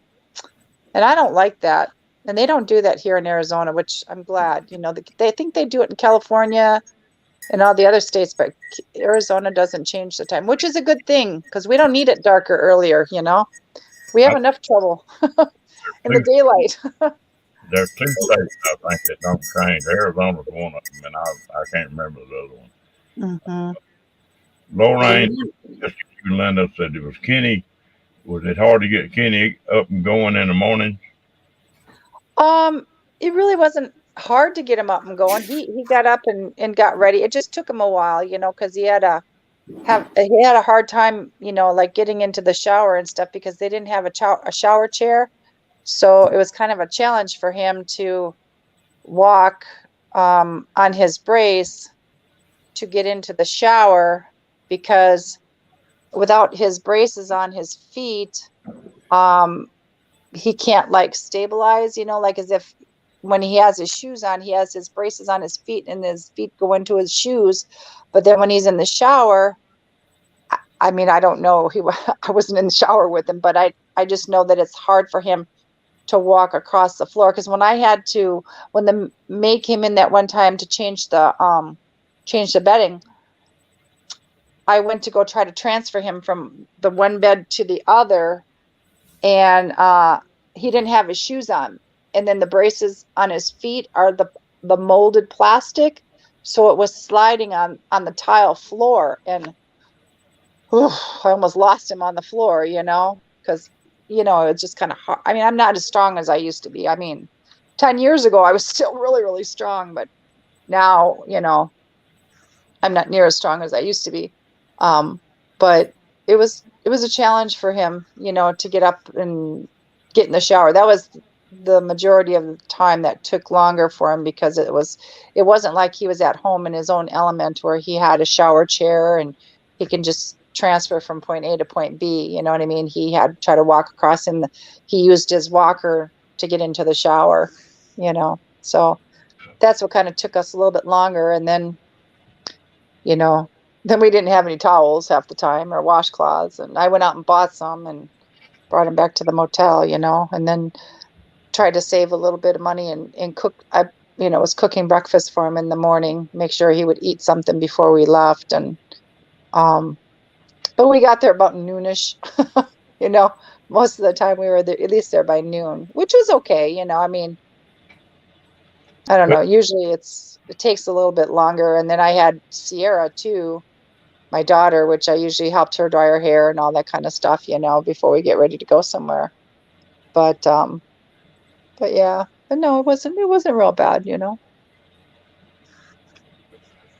Well, you know, Kenny, I tell you what, that was an experience. If Kenny don't ever get to do nothing else, he'll always remember that. Yeah. Well, I told him, you know, if I'm, should I say, if I'm welcome to Dee's meetup and he wants to go again, I will help him. You know, I'll help him. I'll take my RV out there, and if nothing else, we'll do like Traveling Granny did. I'll get a clam and set it up, and then do like a wheelchair. You know, get the wheelchair thing like we did the last time. And Wade was a big help. I mean, when we went to Havasu that day, I had stopped at the senior center and borrowed a wheelchair, and that really helped immensely because I wanted to take Kenny around, but he couldn't walk at all, you know. So with the chair, it was really helpful because Wade pushed Kenny in the chair, and then when he had to go to the bathroom, he went, you know, took him in and all that stuff, and then I had the stroller because I had my little dog Susie with, and I have a little stroller for her because she's blind, and you know, it's easier for me to push her in the stroller than it is to carry her and stuff because she doesn't walk that fast. And but yeah, I mean, we had a good time, you know. Like I said, the only glitch was the fact that, you know, Paula got mad at me, which You know, like I said, I didn't mean anything by that, what I said, but, you know, I just heard it secondhand from somebody else, you know, that called me and told me and whatever. But yeah, if Kenny, you know, if Kenny wants to do it again, you know, Well, I would help him. I had really planned to be there, and that's about the time my sister went down. And I already had everything packed and ready to go. Yeah. Well, maybe next year. Oh yeah, I'll make it next year. Yeah. I've got this summer. I've started getting my stuff together. I like a little bit finishing that camper up, Uh-huh. and then I'll have it usable. Then I'll finish it on the road like I want it. It won't be Uh-huh. finished out on the inside, but I learned that a long time ago. If you build something all the way up, it's never exactly the way you want it. If you Right. get it usable, and then you'll start, adding on to it. But Mm-hmm. and now I've got my little motorcycle that I can put on the back of it. That little light bike I bought the other day, and so my traveling setup is coming back together pretty good. I want it where I can take 30, 40 minutes and be gone. Right. Right. That's what I want. Yeah. And I Yeah. want to some of the country that me and my wife, before she died, we made, but we didn't really get to look like Tetons. And I don't care nothing about go back to Yellowstone, but I want to go back to the Tetons. Yeah. The Grand Tetons. Yeah. And Yeah. There's a lot of places that I'd like to go. Like I said, this darn gas deal, that's what breaks it with my RV. But they got those good looking tents, and if you can just keep your sleeping area warm at night, that's half the battle right there. well, these tents they've got now, if you look around, you can find one of these tents that has the where you can camp in a campground. You got electricity, and they got a port on the side that you can put one of them air conditioners in. Well, that Yeah. buddy of mine does that all the time, and he bought one of them little air conditioners that got the heater in it. Oh, So he's got his heat and AC right there. what kind of unit is that? It's just a regular window unit, but it's a heating unit and air conditioning unit in one. Like a mini split? No, it's not a split. It's just a like you little 5,000 BTU window units you buy. Uh-huh. It's one like that, I think, but there's 6,000 or something like that. But it's got a heating element in it too, and so you can heat or cool with it. See if you can find out the name. Oh, there's all kind of 'Cause I companies. never seen it with the heater, AC unit with the heater in it too. Yeah, if you can find out the name, let me know, because that would be a good idea, you know. Well, all you got to do is Google it. Is AC with a heat Okay. unit, and there'll be a ton of them up. That's That's a like good idea. Casita I had. Now the air conditioner in it was like that. I didn't put a furnace in it, but it had electric. The roof air, but it had heat strips in it too. You turn it on, it'd keep it just as toasty in that trailer. Wow. Well, that's cool. So there's all kind of ways to do it. But Yeah. you have to have a generator to be plugged in for one. Yeah. Now, the last time I went to Quartzsite, there was a group of 5 different people or 5 couples, and well, wait a minute, there's 2 couples and 3 single women, but it was a casita. All of them had casitas. Well, these 3 women and one of those couples had never pulled a trailer before. Hmm. They decided they wanted to go to Quartzsite. Uh-huh. Well, I was going, and I made a mistake of just saying, "Look, I'm not a tour guide, nothing like that, but I'm going to go. If somebody wants to tag along, they're welcome." Well, all of a sudden, I had crews of 10 or 12 people, and but that you could take a generator, and one of the guys was in one of those runaways I was telling you about, and she had a little bitty electric heater, and she'd run that generator and just put that electric heater up in that runaway, and she stayed just as comfortable as can be. Yeah, I have a small heater that's just it's like a I don't know. It's only about yay big. It's not real big. I don't know how many watts it is, but it works pretty good, if I'm in a small area. I don't know. Well, I guess maybe it would heat up my RV too if I had a place to plug it in. But I have a generator on my RV, but it doesn't work. But my heat works, through the propane. Well, I'm talking about on your pickup cap, though. Yeah, and my pickup, I have the I think it's a 5,000 BTU unit that, like I said, I was going to put it on the tailgate and put a little hole in where the doorway is to tuck it in there. And that would be okay if I ran it. I mean, if I go someplace where I can plug in, that would be okay for that. Well, but I was. You got your generator. Well, that work too. Yeah, I have my generator. Yeah. But I was thinking, how they got those SUV tents that you flip up the hatch, Yep. And then you put the tent over the top of that and you tie it up underneath the wheel wells. I was wondering if one of those SUV tents would work on my pickup. Oh yeah. You think so? They've got them for the pickups too. Yeah. Because then I've got the cap. The cap is a little bit taller one. And then I was talking to my friend Lewis, my mechanic friend, and I said, what if I built, like if I put 2x4s along the rail of the truck, and then I built up little, what do you call it? Like maybe 8 to 10 inches high. Hi, Kenny. Howdy, y'all. But I thought if I built it up a little higher with a 2x4, braced it real good, and then put the cap on top of that, but I don't know if it would hold it or not. Yeah,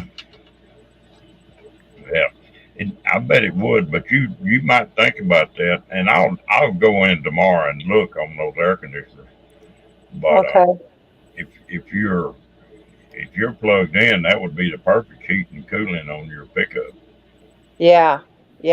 Well, I know when I go to Wisconsin, I'll probably go to the campground, and I know that there's a campground, I think in Sanders Park, in Racine, which is right next to my hometown. But I have to have AC because it's humid out. Oh God. Yeah. It's probably as humid as it gets in Texas and wherever else, No, it's worse. Huh?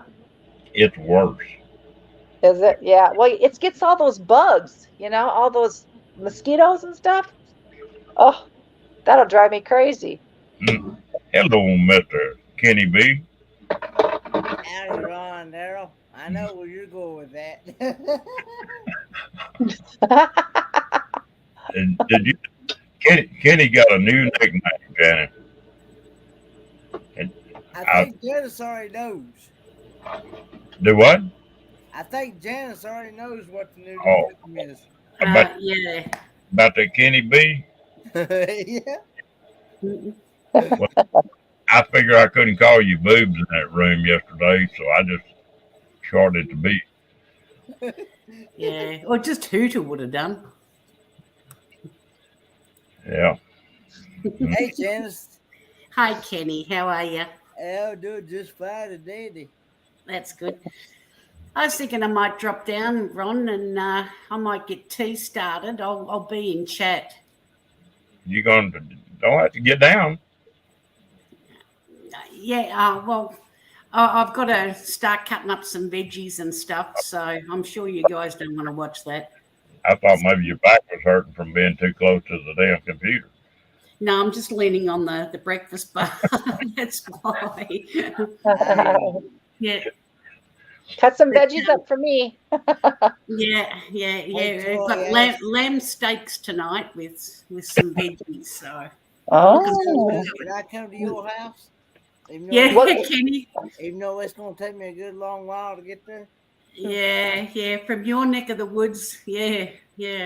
If you take the most direct route, you'd be looking at anywhere around about 26, 27 hours. Yeah. So What kind of Yeah. tea do you drink, Janice? black tea mostly. Uh-huh. Yeah, no, what I call tea is dinner. I'm going to make dinner. Yeah, but black tea mostly. But I do like the occasional mix of jasmine and green tea. Yeah, Oh, okay. yeah. But mostly I drink black tea. Far too much of it actually. But I love I'm not a coffee drinker. I Yeah. might have the occasional cappuccino, but Uh-huh. not that Take your often. share of coffee for what you don't drink. Kenny can drink anybody under the table with coffee, let me tell you. Yeah, I used to younger have a coffee, but I just prefer tea. Uh-huh. It's maybe it's I can't say it's the English side of me because haven't got any English in me. I've got Irish, but but no, I just like my tea. My kettle Yeah. seldom gets cold here. Yeah, Yeah, I love tea. I like the what is it called? Earl Grey. Have you ever heard of Yeah. Earl Grey? It's like a black tea. yeah. Yeah, it's pretty good. That's I pretty find good. it's got a distinctive taste. It's like what's the other one? I can't think of it. No, its name escapes me at the minute. But one tea I'm not particularly partial to, and you seem to get it everywhere, and it seems to be the only tea you can get over in the States, at least that I found. Is that- Lipton. Lipton tea? Yeah, not keen on that. Yeah.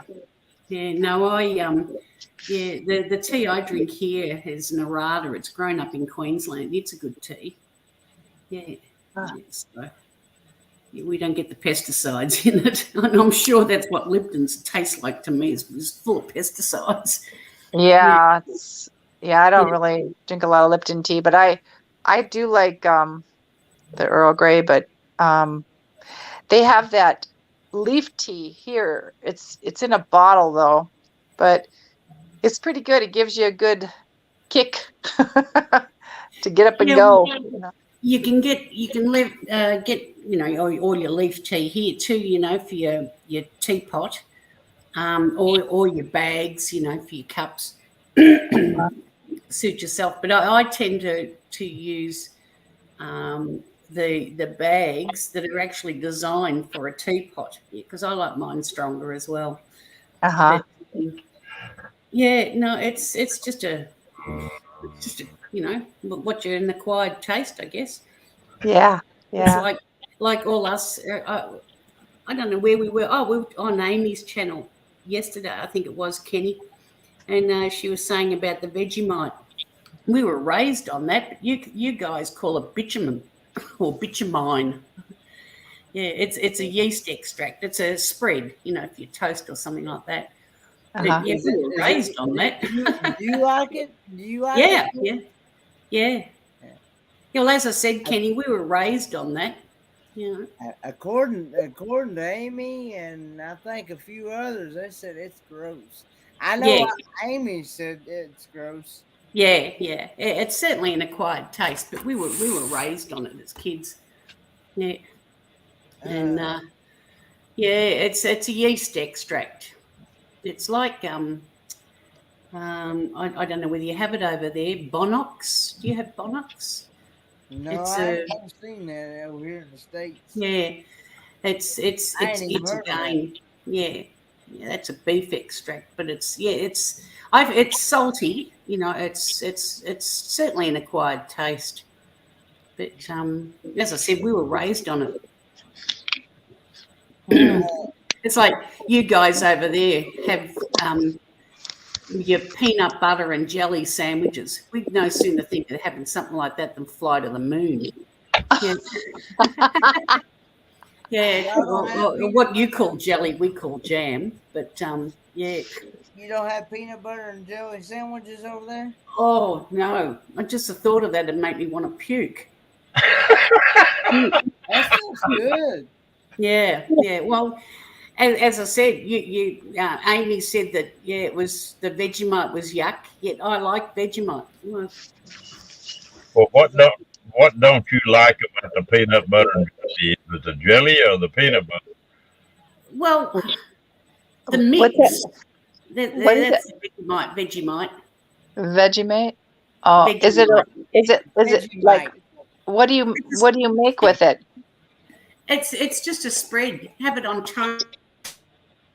Can you have it on It's a crackers? yeast extract. Oh, Yeah, on dry crackers. what does it taste like? It's salty, but yeah, it's got it's a sharp taste, but yeah, it's I don't know, it's distinctive as it is. It's as I said, it's a yeast extract. Oh, shit, I can't read it. It's full of vitamin B12 and other B group. Hmm. Yeah. It's a It sounds kind of concentrated- healthy. Is it Yeah, sugary? No, not at all. No. They don't have no sugar No. in it at all. No. That's right up Kitty's alley. Hang on, No Kenny. sugar. I'll have to get the spare eyes on. The writing's that small. I can't see it. Amy said Extracts. it's like Yeast extract powdered from grown barley and wheat. Salt. Malt extract from barley. Hmm. Niacin, thiamine, riboflavin, and folate. Now let me ask you this: once you open it, do you have to refrigerate it? Some people don't. I tend to, but I don't. There's no requirement to refrigerate it, but I do. Okay. Yeah. Hmm. Wonder if you can order it on Amazon. Hello. I'm getting some Troy. Troy. To be honest Troy with you, has Linda, this I wouldn't buy it for yourself. If you had the opportunity to taste it first, because as I said, most Americans I've ever spoken to that have even heard of it go, "Oh, yuck! I'm not eating that rubbish." Yeah. So save your pennies and yeah. Buy some plywood for my little motorhome, or for my trailer, Yeah. my camper. Oh gosh, yeah, yeah. Jenny. I like trying stuff new, though. I've always been, a taster. Do you like chocolate? You're Oh liberal. yeah. Okay. Next time you go to a market that's got more international products and things like that, Uh-huh. look for chocolate-covered biscuits called Tim Tams. Tim. Uh-huh. Tam. Tam. Yeah, Tim Tam. And I can recommend those to you. There is not a bad one in the bunch, and they make all different. Like I've got. Kenny, Chocolate. turn your volume up. Turn my volume up. Yeah, you Oh, Tim Tam. Oh, okay. Are they like cookies? Well, we call them I biscuits. can't turn it up no more. just. Okay. But, they have salted caramel. They have different fillings in them. Yeah. Ooh. Yeah. And those I can guarantee you will love. Here, hand me one. Yeah. Give me a bite. Well, hang on, I'll show you what's. They look like a Kit Kat. They call it Kit Kat over here. Oh. Yeah, but they are good. Like, is it chocolate and caramel? Oh, you get all different ones. These are just the original ones. They're just the chocolate. Oh. Mm. They look good. Mm. Yeah, I know. Those I eat. Those I I can try to, guarantee you'll like. Yeah, I eat like, they say that the dark chocolate is supposed to be good for you, and I kind Well, of got a these are weakness. milk chocolate. Milk chocolate's good too, though. Yeah, Yeah, yeah. Mhm. I love it. I like Cookie's comment there. My advice: try Australia beer. It is good. Yeah, Yeah. yeah. Have too many of those, and they'll blow your socks off, Cookie. They'll blow your socks off. Yeah, yeah. Because our beer is, I think, our standard beers are around about 5.7% alcohol. Oh yeah. Yeah. I had some beer. I think it was called Kalik. I had it in the Bahamas one time. Oh my God, it was such good beer. And I like beer to an extent, but I like to have it with lemon in it because it doesn't give an aftertaste. But this beer was so flipping good that I had to bring some back over here. When I left the Bahamas, they let you take some back with you, It was Yeah. really good. It was really good. I loved it. Yeah, Yeah. well, I know when I was over in the States a few years back, I really struggled to find a beer that I could actually drink over there. Oh yeah. And the only one that was remotely palatable was one. I was on the East Coast too, but the only one I could find that was remotely palatable was Michelob. Michelob? Michelob. Mm-hmm. Yeah, yeah. And yeah, that was about the only one I could tolerate. The rest of I can never think of the damn name of it. The one with the Clydesdales is there. Oh, Anheuser, is it Anheuser-Busch? No. Who? Budweiser, yeah. Budweiser. The Budweiser. Oh, I don't know how anybody could drink that. And I think at the time I said it was like cat's piddle. Well, I still stick with that.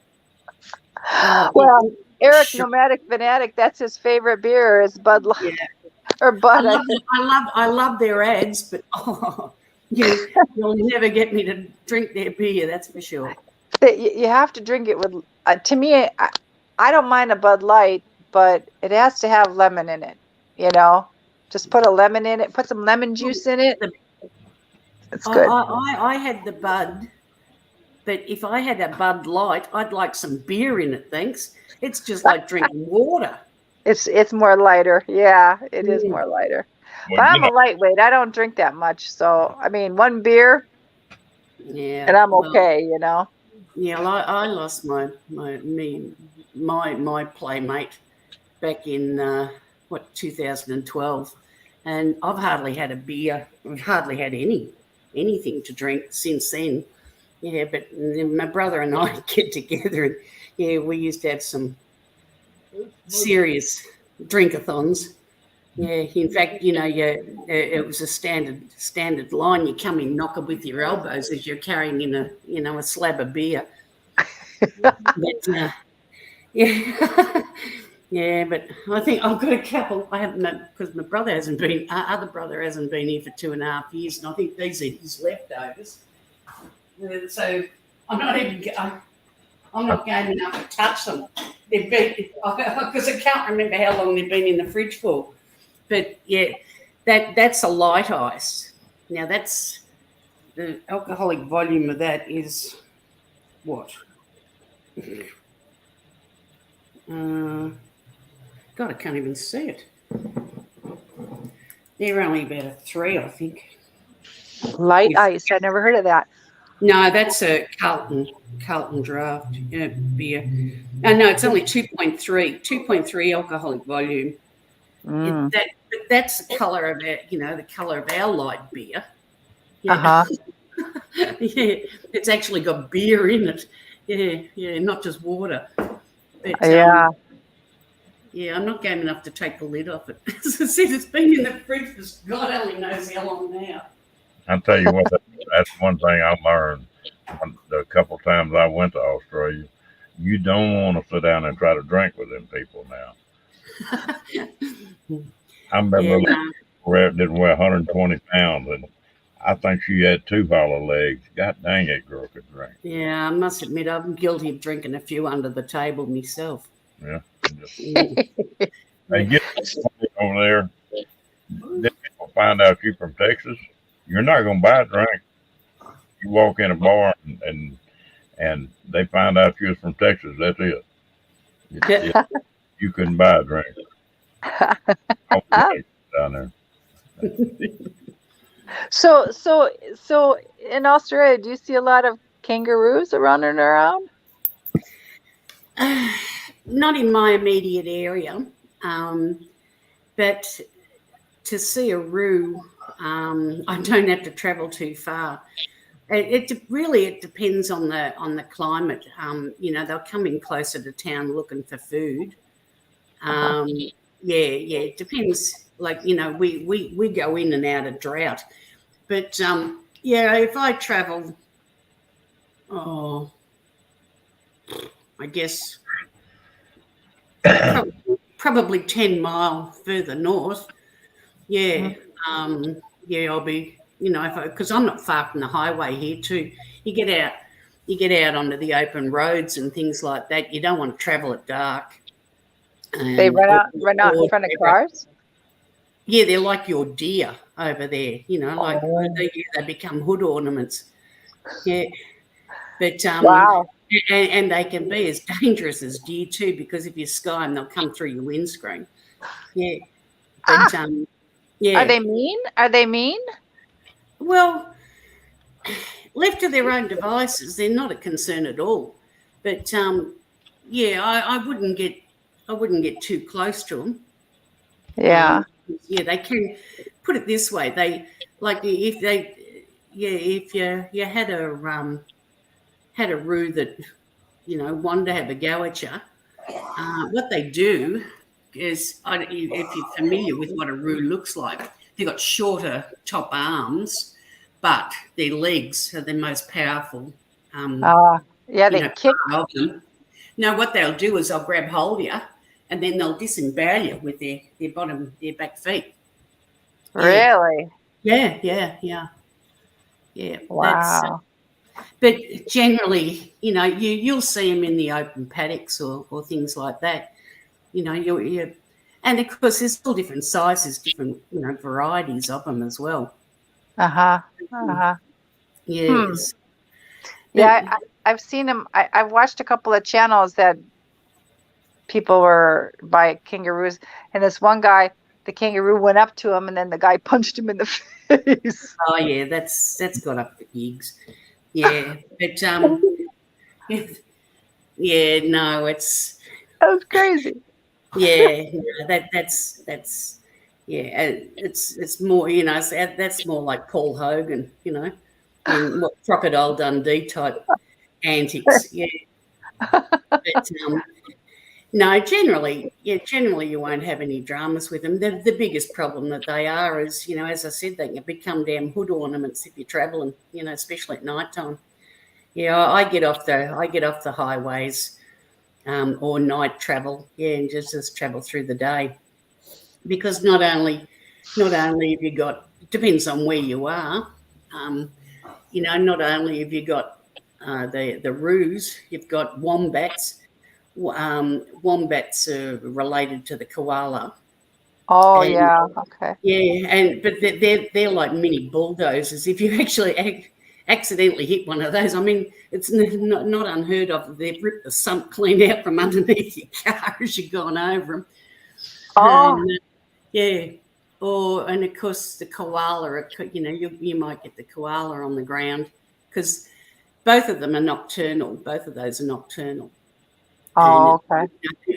And they move around and mostly through the night. So, and traveling at night, you're on them before you know what you hit. Yeah. Yeah, I've never been to Australia. That would be kind of fun to go. But the koala, don't believe any Aussies that want to tell you about drop bears. They don't exist. Yeah. It's only because of the misconception of people that haven't been to Australia, that everything here wants to attack you, poison you, or bite you to death. That's not the case. That's not the case at all. Certainly, yeah, we've got our complement of snakes and things like that, but it's bushcraft. You don't go sneaking through their territory, and you want to try and find them.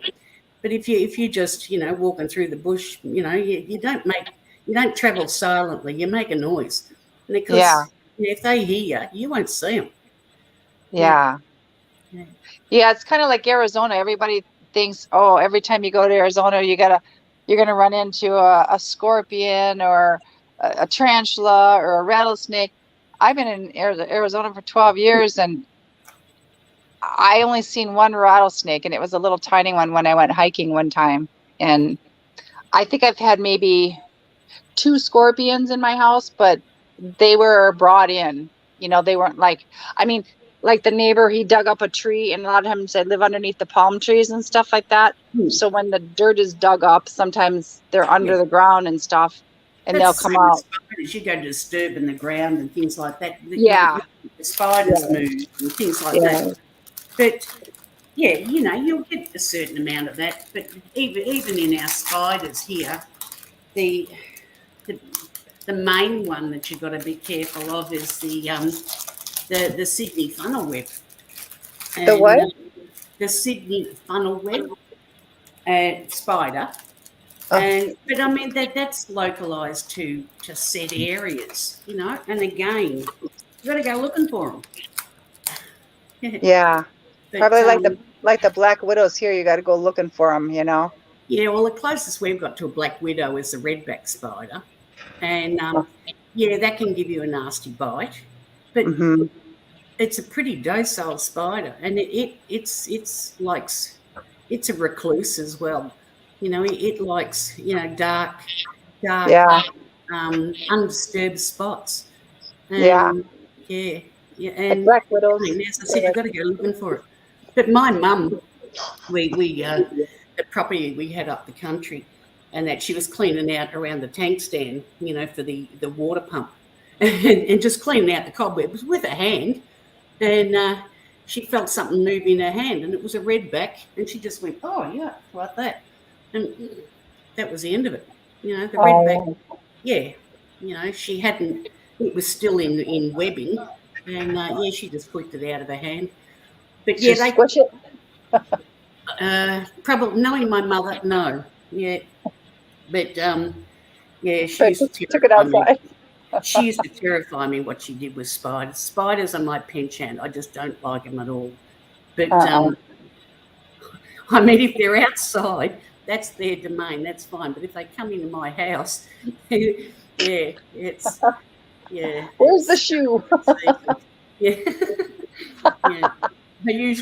I've usually, they sort of get sucked up on by the end of the vacuum cleaner if they're up on the wall, right?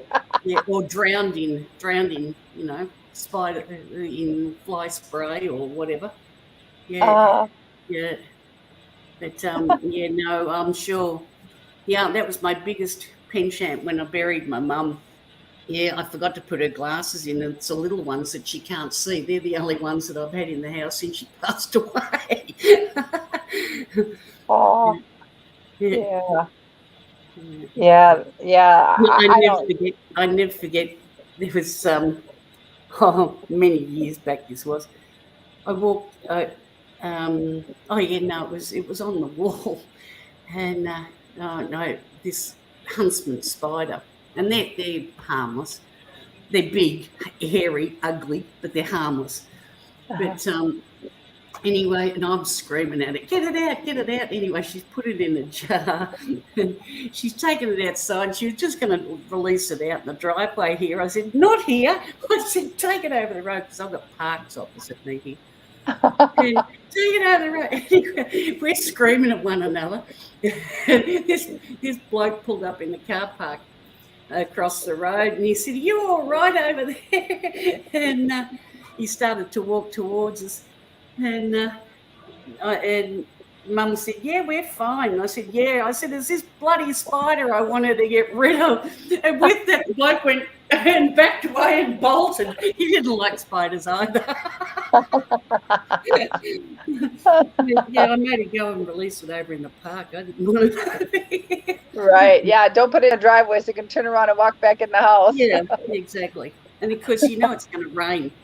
Yeah, that's when you'll see the huntsman come into the house. They don't like getting wet. Right. Yeah. Right. It's kind of like Arizona dogs. They don't like to go outside and go potty when it's raining. Yeah. I always have to. Yeah. No, I put the don't blame them. They potty pad probably down. need gumboots because the dirt would turn to mud in seconds. Oh yeah. Oh Yeah. yeah. Mm-hmm. Well, Yep. I hate to do this, but we've been on here about 2.5 hours, and I'm getting sleepy. Yes. All right. Okay. Well, yeah, it's been fun, Ron. Yeah. Yeah, I must admit we were more demure than last Sunday, but it's definitely been fun. All right, guys. Those nights just happen, Okay, and when they're supposed to be, well, it happens. everyone. Have a good night's sleep, Okay. and we'll catch you at the next one. Good night. Okay. Bye. All right. Bye. Bye, Janice. You want to open any or Yeah, I'll fire one up. okay? I'll fire one up. Hang on. I'll fire one up. Hang on a second.